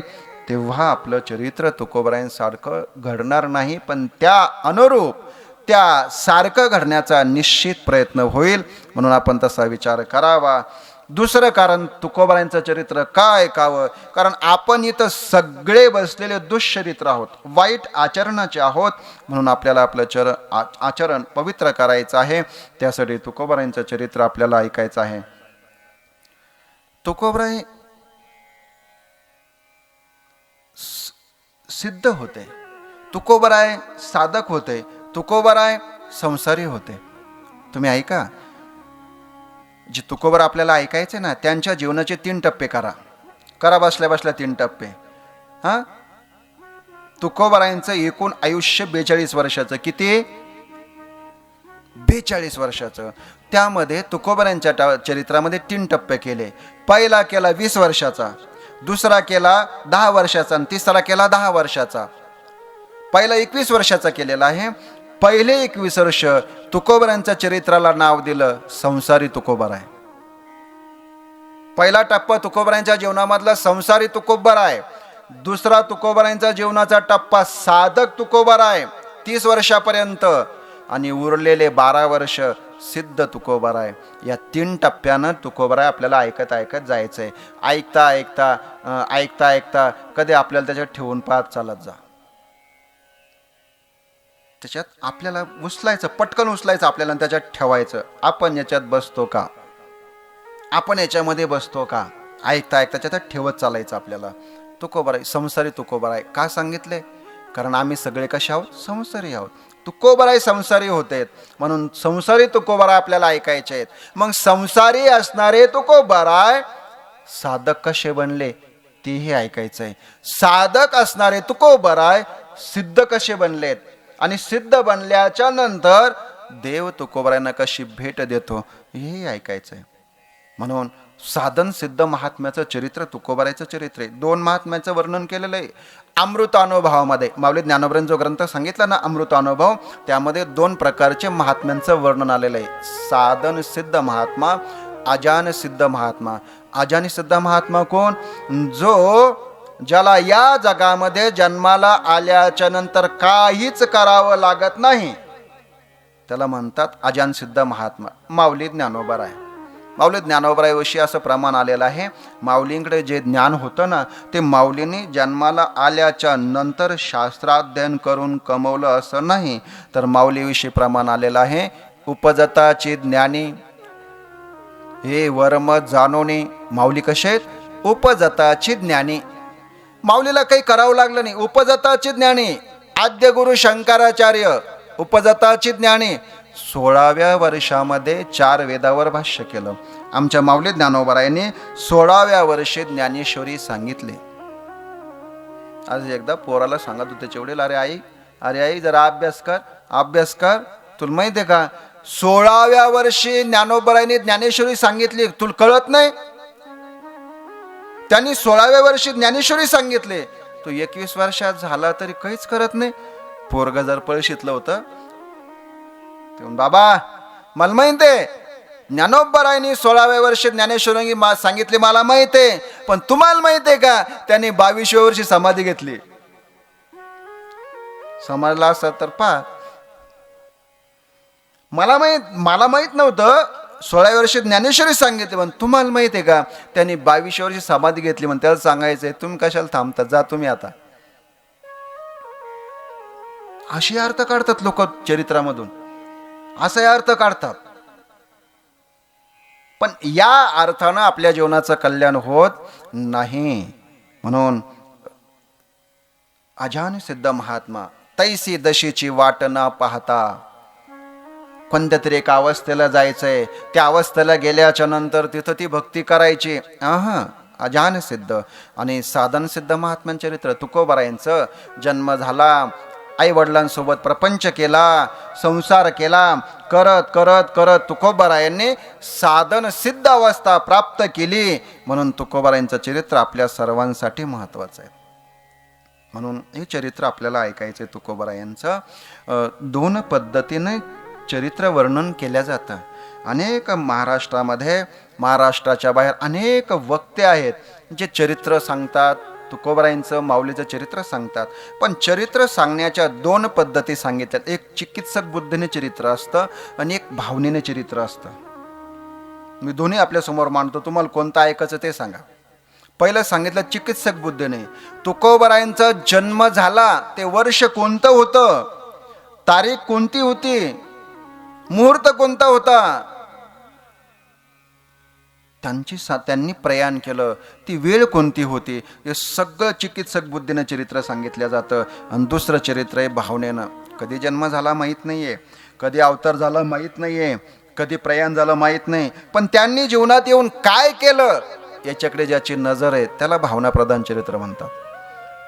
आपल्याला चिकित्सक बुद्धीनं नाही ऐकायचंय. चिकित्सक बुद्धीनं ऐकल्याच्या नंतर विद्वत्ता वाढते आणि भावनेनं चरित्र ऐकलं तर देवाविषयी संताविषयी भाव वाढतो. आम्हाला तर काही विद्वत्ता प्राप्त करायची नाही. आम्हाला कुठं परीक्षा द्यायला जायचं शंकराचार्याकडे परीक्षा दिली की म्हणतात गीता, श्रीमद भगवद्गीता पाठ करून जर आपण शंकराचार्याकडे परीक्षा दिली की 51,000 रुपये बक्षीस मिळतं. किती? विद्वत्ता. लक्षात ठेवा, विद्वत्तानं मान सन्मान मिळतो, देव मिळत नाही. आणि ज्यांच्या अंतःकरणामध्ये भाव प्रधान आहे त्यांनाच देव मिळतो. कारण तुकोबाराय बोलतात, जगामध्ये देवाला विद्वत्ता नाही पाहिजे, जगामध्ये देवाला भाव पाहिजे.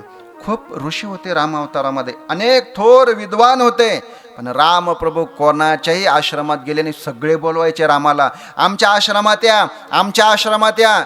पण देव एकाचही आश्रमात गेले नाही. पण न बोलवता एका भिल्ल जातीच्या समाजाच्या स्त्रीच्या आश्रमात देव न बोलवता जातात.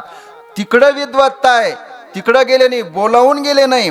इकडं विद्वत्ता नाहीये, हिनं जाती जन्म झालेला आहे तरी न बोलवता देव गेले. कारण एकच, भाव. तिच्या अंतःकरणामध्ये भगवंताविषयी भाव होता. देव जातो विद्वत्ता पाहून जात नाही, देव जातो भाव पाहून. कारण देवाच्या आवडीचा विषय फक्त आणि फक्त भाव, फक्त आणि फक्त प्रेम आहे. सध्याच्या काळामध्ये त्याला खूप इतर गोष्टी खूप मिळतात, पण भाव आणि प्रेम त्या देवाला मिळत नाही.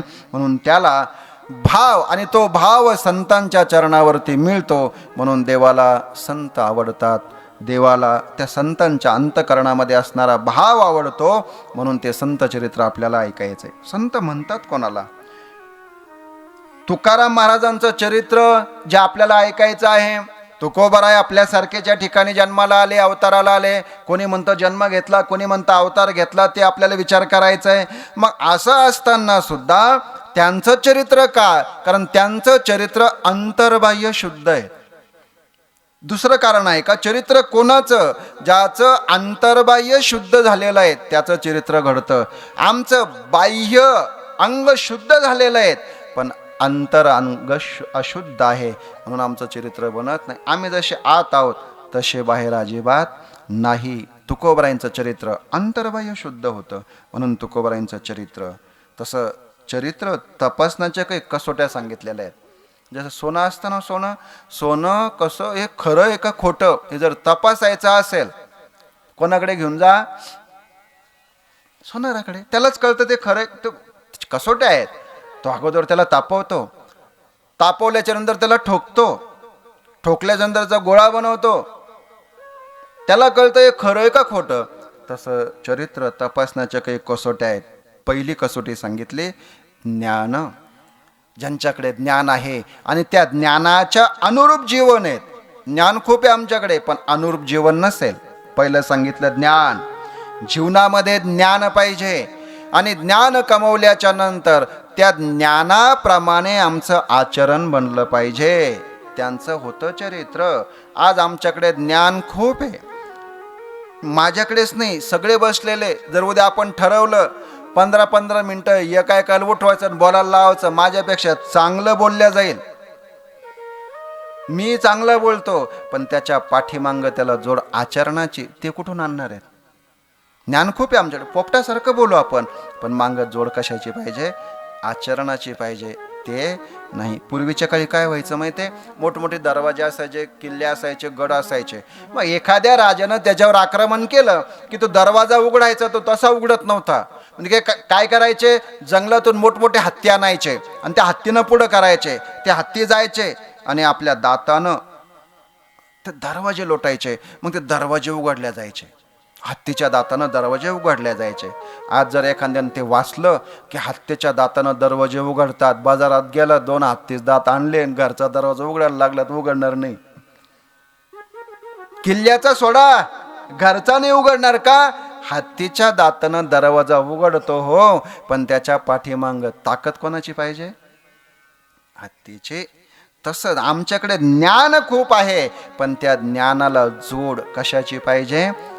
आचरणाची पाहिजे. त्याचं बनतं चरित्र. फक्त ज्ञानवानाचं चरित्र बनत नाही. ज्ञानाच्या अनुषंगाने ज्यांचं आचरण बनलेलं आहे त्यांचं बनतं चरित्र. ज्ञानी खूप आहे या जगामध्ये पण त्यांचं चरित्र नाही.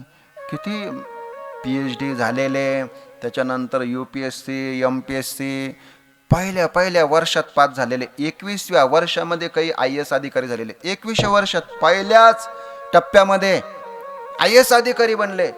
किती अभ्यास केला असेल, किती ज्ञान असेल पण आचरण नाही. संध्याकाळी जेवायला कुठे जातात ते इथं काही सांगण्यासारखं नाही. खूप ज्ञान आहेत, जगाचं ज्ञान आहेत.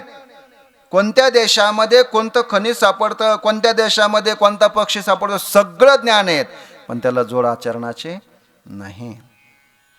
चैतन्य महाराज असं सांगतात की जीवनामध्ये ज्याला यशस्वी व्हायचं आहे त्यानं 3 गोष्टी सांभाळाव्या.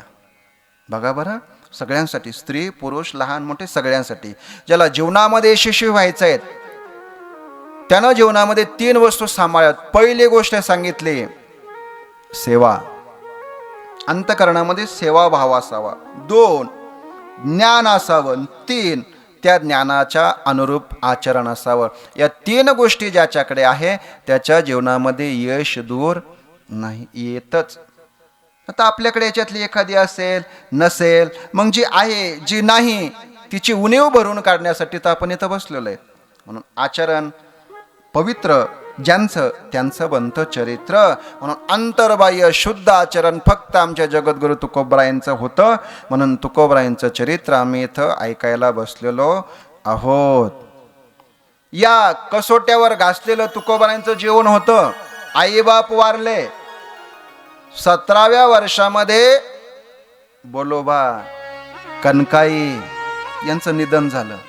अचानक तुकोबराय परमार्थाला प्रपंचाला लागले, दुकानदारी चालू झाली, कसा तरी दुकानात जम बसला, बोलोबा करून फक्त देऊतले लोक किराणा भरत होते. जेव्हा तुकोबराय दुकानात बसले, पुण्यातून व्यापारी यायचे तुकोबरायकडे. आता कुठं प्रपंचाचा थोडा जम बसला, प्रपंच भरभराटीस आला, देवाने पहिला घाला घातला, कनकाई आणि बोलोबा मेले. ही पहिली कसोटी तुकोबाराच्या चरित्रामधली. तिथून तुकोबाराय घडाला प्रारंभ झाला. दुसरी कसोटी सांगितली, 21व्या वर्षामध्ये पहिली पत्नी तिच्या पोटी जन्माला आलेला संतोबा नावाचा मुलगा मेला. ही दुसरी कसोटी तुकोबारायांच्या जीवनामध्ये. तिथून तुकोबाराय घडाला प्रारंभ झाले. आई बाप मेले, तुकोबारायांनी जीवन घडवलं. आपण आई बाप मेले घडवत नाही, वाटून घेतो आपण आई बाप मेले की. तुकोबारायांनी वाटून नाही घेतलं. आपलं काय 13 दिवस दुःख, 13 दिवस झालं की 14 दिवशी जेवण असतंय. कोणतं जेवण म्हणतात त्याला? सकाळून गोड जेवण, दुपारून पोरी असतात, बहिणी असतात, मग तुम्ही पुन्हा जा पुन्हा या. त्यापेक्षा सकाळी गोड जेवण दुपारून. तुकोबारांनी तसं नाही केलं. आई वडील वारले, घडवायला सुरुवात केली जीवनामध्ये. पत्नी वारली, तुकोबारायची पत्नी वारली. तो म्हणाल मग दुसरी केली. ती वारल्याच्या नंतर नाही केलेली बरं दुसरी पत्नी. पहिली पत्नी केली, 1 वर्ष झालं, तिला दम्याचा आजार होता, लगेच दुसरी केली. कोणी म्हणाल ती मेली म्हणून दुसरी केली, असं नाही. पहिली बायको मेली म्हणून दुसरी केली. मग तसं जर झालं असतं तर आपण इथं चरित्र ऐकायला बसलो, मग त्यांच्यात आणि आपल्यात काय फरक राहिला असता? नाही. तिला दम्याचा आजार होता म्हणून 1च वर्षामध्ये दुसरं लग्न केलं होतं. जेव्हा ही मेली तेव्हा पहिली पत्नी ती 4 वर्ष संसार तुकोबाराने दोघी सोबत केलेला होता, तेव्हा ती मेलेली आहे. लोक म्हणतात पहिली मेली म्हणून दुसरी केली, असं नाही. तुकोबाराय चरित्र घडायला सुरुवात करतात. बरं, एवढा घाला झाला तरी तुकोबाराय मागं नाही सरकले. एक काम केलं तुकोबारायांनी, प्रपंचाला मागं केलं. तुकोबाराय मागं सरकले नाही, पुढं सरकत राहिले. म्हणून तुकोबारायांचं चरित्र घडलं. चरित्र घडण्यासाठी अंतकरण व्यापक अशा पद्धतीचं लागतं. ते तुकोबारायांनी आपल्या चरित्रामध्ये घडवलं. म्हणून या ठिकाणी तुकोबारायांचं चरित्र आपल्याला ऐकायचं आहे. दुसरं कारण सांगितलं, संतांचं चरित्र का? कारण या जगामध्ये संतांचं इथं येणं घडलेलं आहे. आम्ही काय ऐकावं चरित्र तुकोबारायांचं? आम्ही 6 वर्षापासून ऐकत आलेलो आहेत. आम्ही विदुर काकाचं चरित्र ऐकलं, आम्ही जनाबाईचं ऐकलं, आम्ही मीराबाईचं ऐकलं, आम्ही चोखोबारायांचं चरित्र ऐकलं, नामदेवरायांचं ऐकलं, आम्ही माऊली ज्ञानोबारायांचं ऐकलं. यावर्षी आम्हाला एकनाथ महाराजांचं चरित्र ऐकायचं होतं. हे सगळे आम्ही ऐकत आलेलो का? कधीतरी विचार करा का? दत्त जयंतीच्या सप्ताह आणि कथा एकच. काय 4 वर्ष झाले संत चरित्र बदला नेला नाही का?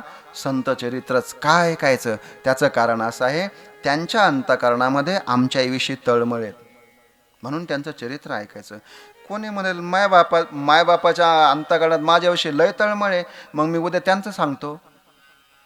आईवडिलांच्या अंतःकरणात आहे ना, आईशी कळवळ्याची जाती, लेकुराचे हित वाहे माऊलीची चित्त. आमच्या आईवडिलांच्या अंतःकरणात सुद्धा तळमळ आहेत, पण ऐका, त्यांच्या अंतःकरणात तळमळ आहेत, हिताची नाहीये. जास्तीत जास्त काय वाटतं मायबापाला? 2चे 4 हात व्हावे आणि घर बांधावं, एवढंच वाटतं. चांगलं घरदार व्हावं, नोकरी लागावे, मुलं बाळ व्हावे, एवढंच तुकोबारायांनी प्रमाण दिलेलं आहे. वाढावे संतान, ग्रही व्हावे धनधान्य, एवढीच आशा. पण संतांच्या अंतःकरणात तेवढीच आशा नाही. तुकोबाराय बोलतात, वेदाच्या अंतःकरणामध्ये दया नाहीये. ज्ञान आहे पण दया नाही. आईबापांकडे दया आहे पण ज्ञान नाही. दया आणि ज्ञान या दोन्हीचा मेळ फक्त संतांमध्ये आहे. आणि संत वर्णन करतात, संतांचं इथं येणं घडलेलं आहे. तुकोबाराय इथं आले, माऊली ज्ञानोबाराय इथं आले, आधी सर्व संत मंडळी जी इथं आलेली आहेत, त्यांच्या येण्याला कारण फक्त एकच आहे, तुम्ही आम्ही. आम्ही वैकुंठवासी,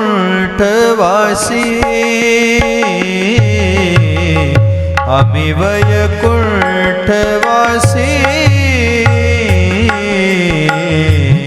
आम्ही वैकुंठवासे आम्ही वैकुंठवासे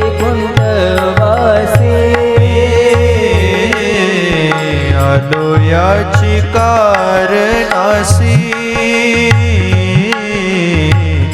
आलो याची कारणासी कारणासी आलो याची कारणासी बोलिले जे ऋषी साच भावे वर्ताया साच भावे वर्ताया झाडू संतांचे मार्ग झाडू संतांचे मार्ग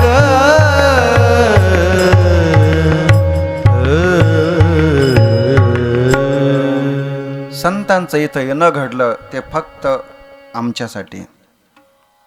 वैकुंठातून संत इथं आलेत ते फक्त आमच्यासाठी. उद्धाराया आले जड जीव. तुमच्या आमच्यासाठी संतांचं इथं येणं घडतं.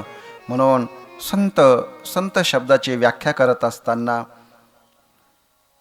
इतरांचं दुःख दूर कोण करतो? ज्याच्या जीवनातलं दुःख दूर झालेलं आहे तोच. इतराला सुखी कोण करू शकतो? जो स्वतः सुखी झालेला आहे तोच. संत शब्दाची व्याख्या करत असताना असं केलेलं आहे. संत शब्दामध्ये 3 अक्षर आलेले आहेत बघा. एक स आलेलं आहे, त्याच्यानंतर म आलेला आहे आणि त्याच्यानंतर त आलेला आहे. पहिला शब्द आलेला आहे स, दुसरा आलेला आहे म आणि तिसरा आलेला आहे त. आता याची जर फोड केली तर स अधिक अंत जो म आहे तो डोक्यावर जाऊन बसतो. म कशावर बसतो? डोक्यावर जाऊन बसतो. कोणाच्या? सच्या. आणि डोक्यावर बसला त्याला संत म्हणतात. स अधिक अंत. शास्त्रकार अशी व्याख्या करतात, ज्याने आपल्या जीवनातल्या संतापाचा अंत केला त्याला म्हणतात संत. संताप ज्यांनी आपल्या जीवनातील संतापाचा ज्यांनी अंत केला त्याला म्हणतात संत. आणि ज्याच्या जीवनातल्या संतापाचा अंत झालेला आहे तोच दुसऱ्याच्या जीवनातला संताप निवृत्त करू शकतो. लोक म्हणतात, महाराज आमच्या घरी या, तुमचे पाय लागू द्या, असं करा, आमच्या घरात असे कटकटचे तुम्ही सांगा 2 शब्द. तर आम्ही काय सांगा? आमच्या संतापाचं निवारण झालं नाही, दुसरा संताप काय काढणार आहे? संत कोण? ज्याच्या जीवनातला संताप गेला त्याला म्हणतात संत. आणि ज्यांच्या जीवनातला गेला तेच इतरांच्या जीवनातलं काढू शकतात ना संताप. म्हणून संत तुकोबराय त्यांनी आपल्या जीवनातला संताप काढला. बायको मेली, काढून टाकला संताप.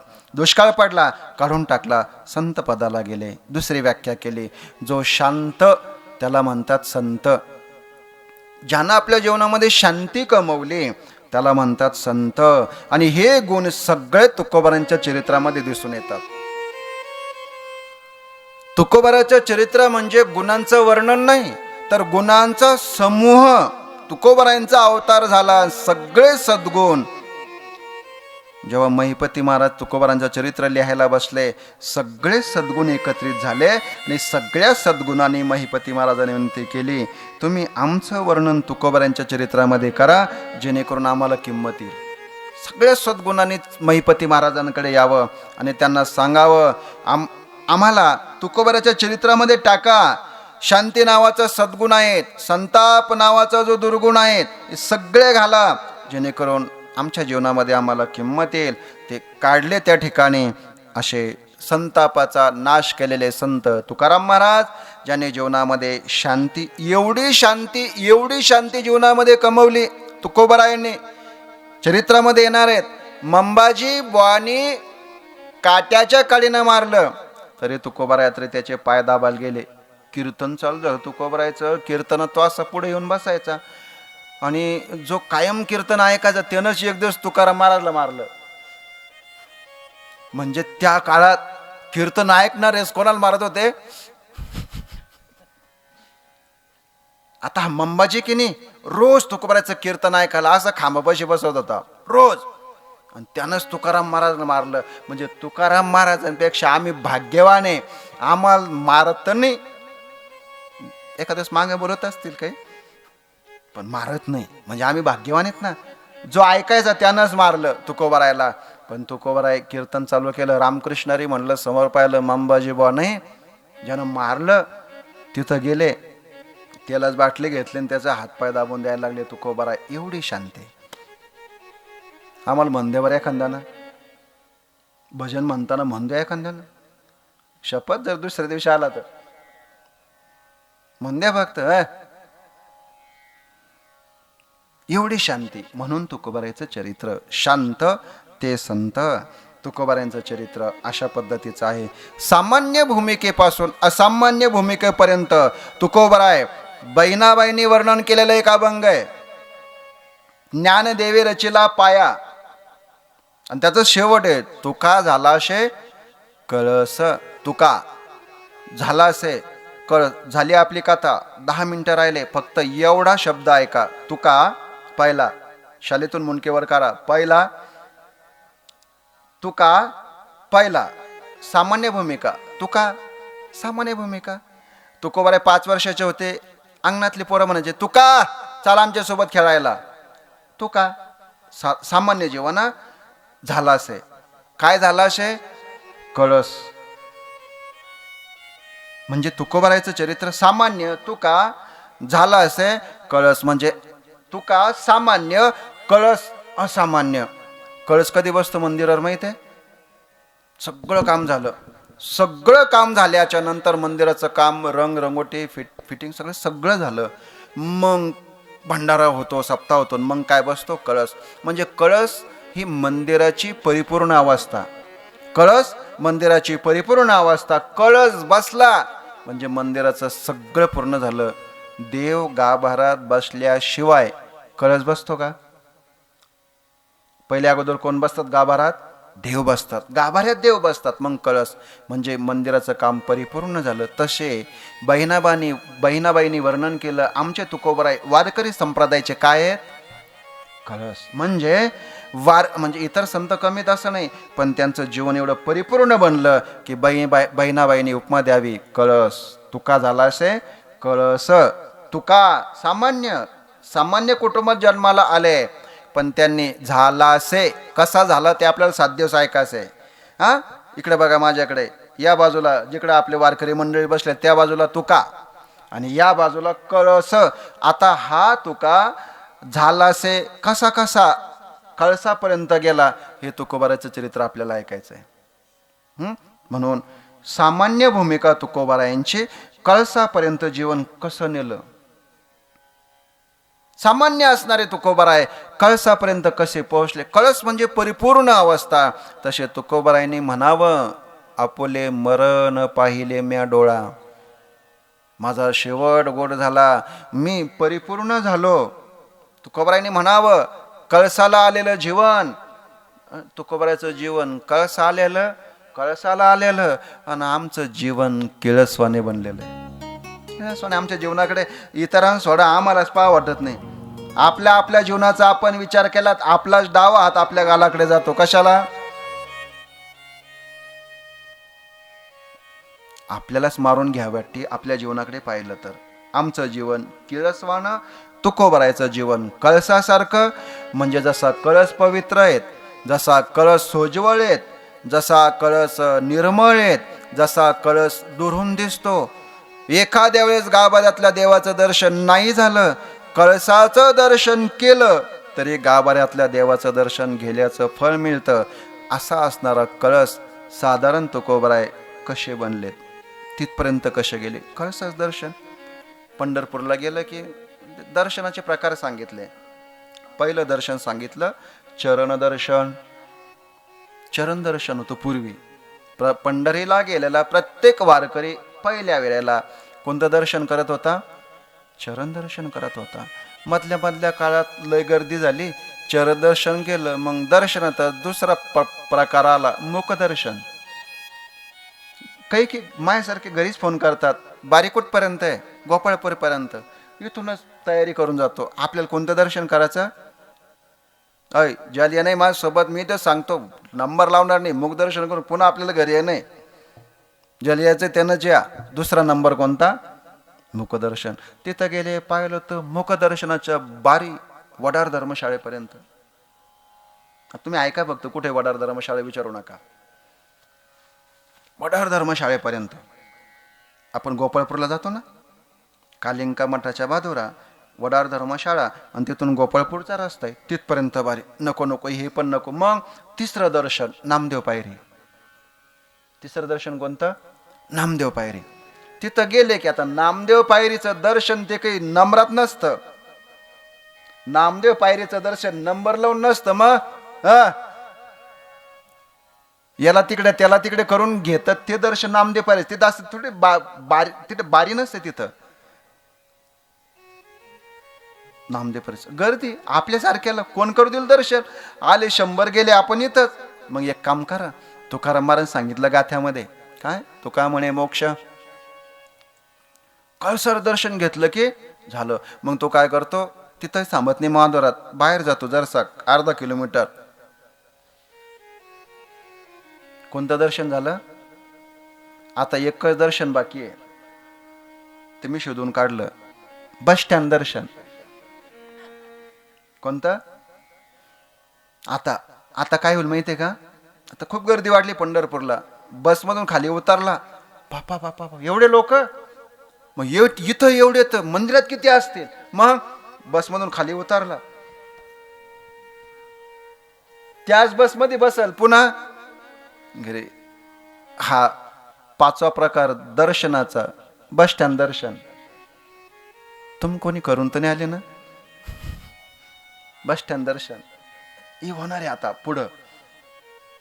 नाही ठीक आहे, कळसाचं दर्शन केलं की फळ मिळतं, पण कोणाला? ज्यांचं शरीर साथ देत नाही त्यांना, सगळ्यांनाच नाही. शरीरात सामर्थ्य नसेल तर कळसाचं दर्शन. जर तुमचं शरीर सामर्थ्यवान असेल तर चरण दर्शन, आणि सामर्थ्यवान नसेल तर तुमच्यासाठी कळस दर्शन. कळस पवित्र मानलेला आहे. मग हा तुका असणारे साधारणसा छोटासा मुलगा, साधारण कुटुंबामध्ये जन्म घेणारा तुका, जो बापासोबत किराणा दुकानावर बसतो, पैसे मोजतो, लोकांना सामान देतो, दुकान झाडून काढतो, हे सगळं 2 पत्न्या, मुलं बाळ, असा असणारा तुका कळस कसा बनला? तुका झाला शे कळस. तुकोबराय कळसापर्यंत तुकोबरायनं जीवन कसं नेलं? तो पहिल्या दिवशी तुका आणि 7व्या दिवशी आपल्याला ऐकायचा आहे कळस. मग तो झालाशे एवढा शब्द 7 दिवस आपल्याला ऐकायचा आहे. तुका झालाशे कळस. तिथपर्यंत तुकोबरायांचं चरित्र कळसापर्यंत कसं गेलं? कारण एकदा कळसासारखं जीवन जीवनामध्ये आलं, कळसासारखं सोज्वळ जीवन बनलं, बाकी काही करायचं राहत नाही. म्हणून सामान्य भूमिकेपासून ते उच्च भूमिकेपर्यंत नेणारं जीवन तुकोबरायचं. जसं तुकोबराय कळसापर्यंत गेले, आम्ही नाही कळसापर्यंत जाऊ. पण ते कळसावर चढण्यासाठी लावलेले ते पायऱ्या असतात ना, काय म्हणतात त्याला, वर जायला कळसावर झेंडा बांधायला ते लावत नाही का? तिथपर्यंत गेलं तरी खूप झालं. कळसापर्यंत नाही जाणार आपलं, कळसापर्यंत नाही पोहोचणार आपण, पण काही अंश आपला तिथपर्यंत जरी गेला तर तुकोबरायचं चरित्र सार्थक होईल. त्यानंतर मानवी जीवनामध्ये अनेक अडचणी जरी आल्या तरी हातात घेतलेला परमार्थ सोडायचा नसतो, हे तुकोबराय आपल्याला शिकवतात. हातात घेतलेला परमार्थ किती अडचणी येऊ द्या, सोडायचा नाही. आपल्याकडे असे काही उदाहरणं पाहायला भेटतात. 50 वर्ष माळ घातली, 50 वर्ष वारी केली, टीबी झाली, काळडी मार, हातातला परमार्थ सोडा. प्रपंचात कितीही अडचणी येऊ द्या, हातात घेतलेला परमार्थ बाजूला टाकायचा नाही. त्या अडचणीवर मात करत आपल्या हातात घेतलेला परमार्थानं पुढे जात राहायचं, हे तुकोबरायचं चरित्र आहे. फेकायचं नाही सांगा, त्याला सोडा. त्याला सोडून आम्ही परमार्थ फेकून देऊ, प्रपंच हातात घेऊ. तुकोबरायने तसं केलं नाही, त्याच्यावर मात केली आणि तुकोबरायने परमार्थाचं जीवन पुढे पुढे केलं, आत्मज्ञान प्राप्त केलं. आणि तुकोबरायने त्या अडचणीपासून पळ काढला नाही, त्या अडचणीवर मार्ग शोधून तुकोबाराय तिथपर्यंत गेले. त्यानंतर जगत कल्याणासाठी अवतार धारण केलेले तुकोबाराय पुष्कळ लोकसंग्रह केला. खूप. जेव्हा आपण 6व्या दिवशी तुकोबारायचं चरित्र ऐकू, देहू गावात तुकोबारायांचा अवतार झाला, ठीक आहे, पण शेवटच्या काळामध्ये तुकोबारायांसाठी एक गाव इतकं वेडं झालं की देहूतले लोकही तेवढे वेडे झाले नाही. एवढं तुकोबारायांसाठी वेडं झालं ते गाव सांगितलं लोहगाव. इतके लोक वेडे झाले त्या लोहगावचे. खूप. तुकोबारायशिवाय त्यांना करमत नव्हतं. तुकोबाराय रात्रंदिवस तुकोबारायांचे कीर्तन चालायचे. रात्री सुरू झालं कीर्तन सकाळपर्यंत चालायचं. इतके वेडे झाले होते. पुष्कळ लोकसंग्रह तुकोबारायांनी केला. पण अंतकाळी विमानात बसल्याच्या नंतर स्वतःच्या पत्नीविषयी सुद्धा थोडीशी ममता अंतकरणात नव्हती. ते तुकोबाराय आपल्याला ऐकायचंय. एवढा समाज एकत्रित केला, पण जेव्हा विमानात बसले ना, महाराज आम्ही तर असे 4 वर्ष झाल्याच नंतर पुन्हा स्वप्नात येतो. आणि बाबा स्वप्नात आले, हातात परत होते, दरवाजात बसून भाकर मागत होते. किती वर्षानं? 4 वर्षानं. आणि तुकोबाराय विमानात बसले. पत्नी आली, जिजाबाई भाकरी थापत होत्या. भाकरी थापता कोणतरी सांगितलं, ओ तुम्हाला माहित आहे का, तुमचे मालक चालले म्हणे वैकुंठाला. ते म्हणे त्याला तेच काम आहे, कधी भंडाऱ्यावर, कधी घोराड्यावर, कधी इकडं. मग आज वैकुंठाला भजनाला चालले असतील, जाऊ दे, त्याला तेच काम आहे. तसं नाही, देव आले त्यांना न्यायला, वैकुंठात चालले. आता भंडाऱ्याहून रात्री घरी येत होते, आता नाही येणार ते घरी. आणि मग तिला कळालं, हे 4-5 दिवसाचे म्हणत होते माल जाणे माल जाणे माल जाणे, हे नक्कीच चालले असतील. पळत पळत आली काशीला. मुलगी होती छोटीशी, कडेवरती घेतलं, पळत पळत आली. नांदुरकीच्या झाडासमोर सगळी गर्दी जमलेली आहेत. तुकोबाराय गरुडावर, विमानात तुकोबाराय बसलेले आहेत. विमान आलतं. हां, तुकोबाराय गरुडावर नाही बसले बरं, त्याचं कारण मी आज नाही सांगणार तुम्हाला. आज सांगितलं तुम्ही येणार नाही, पण उद्या. तुकोबाराय गरुडावर नाही बसले. देवानं अगोदर गरुड पाठवलेलं होतं. तुकोबारायांनी वापस केलं गरुड. निरोबरायांनी वर्णन केलं, रामेश्वर भट्टांनी वर्णन केलं. ते गरुडावर नाही, गरुडावर बैसून हारी आला, पण तुकोबाराय गेले विमानात बसून गेले. का? माझा परमात्मा ज्याच्यावर बसतो मी त्याच्यावर बसणार नाही, म्हणून पहिले तुकोबारायांनी गरुडाला परत पाठवलं. देवा मी बसणार नाही याच्यावर, तू गरुडाला सांगितलं तुम्ही परत जा, मग विमान घेऊन या. माझ्या देवाच्या वाहनावर मी बसणार नाही, म्हणून तुकोबाराय विमानात बसून गेले. जिजाबाई आल्या, पाहतात तुम्ही कुठं चालले आणि मला सोडून चालले, हा संसार, सगळं ते आपण ऐकणार आहोत. पण त्याही काळामध्ये तुकोबारायांच्या अंतकरणात कणभर नगभर सुद्धा प्रीती ते पत्नीविषयी असायला पाहिजे होती, पण तीही तुकोबारायांच्या अंतकरणात नव्हती. हे तुकोबाराय आपल्याला ऐकायचे. हे जीवन तुकोबारायांचं बनलेलं होतं. सामान्य भूमिकेपासून तुकोबाराय तिथपर्यंत कसे गेले, तिथपर्यंत ते जीवनापर्यंत आपल्याला जायचंय. तुकोबारायांचा अवतार ज्या घराण्यात झाला. आता उद्याची जी कथा आहेत, तुकोबारायांचं जे आडनाव आहेत, सरनेम, एका ठिकाणी आंबिले म्हणून असं वर्णन आलेलं आहे. ऐका, उद्या काय चिंतन ऐकायचंय. तुकाराम बोलोबा आंबिले असं एक वर्णन येतं तुकोबारायचं. आणि तुकाराम बोलोबा मोरे असं येतं. मग नेमकं त्यांचं आडनाव मोरे की आंबिले? नेमकं मोरे म्हणायचं का आंबिले म्हणायचं? आता आपण जर त्यांचे वंशज पाहिले सध्याच्या काळात, बापूसाहेब महाराज मोरे खूप मोठे कीर्तनकार आहेत, खूप त्यांची परंपरा चालवणारे आहेत. मग तुकोबारायांचं आंबिले म्हणायचं की मोरे म्हणायचं? उद्या सांगेल. ज्या गावात तुकोबारायांनी अवतार घेतला, देहू गावामध्ये, त्या देहू गावाला एवढं महत्त्व तुकाराम महाराजांनी अवतार घेतला तेव्हाच प्राप्त झालं की त्याच्या अगोदरपासून देहू तीर्थ होतं. हे आपल्याला ऐकायचंय. ज्या कुटुंबात तुकोबारायांनी अवतार घेतला त्या तुकोबारायांच्या कुटुंबामध्ये पांडुरंगाची भक्ती तुकोबाराय आले तेव्हा सुरू झाली का अगोदरपासून सुरू होते?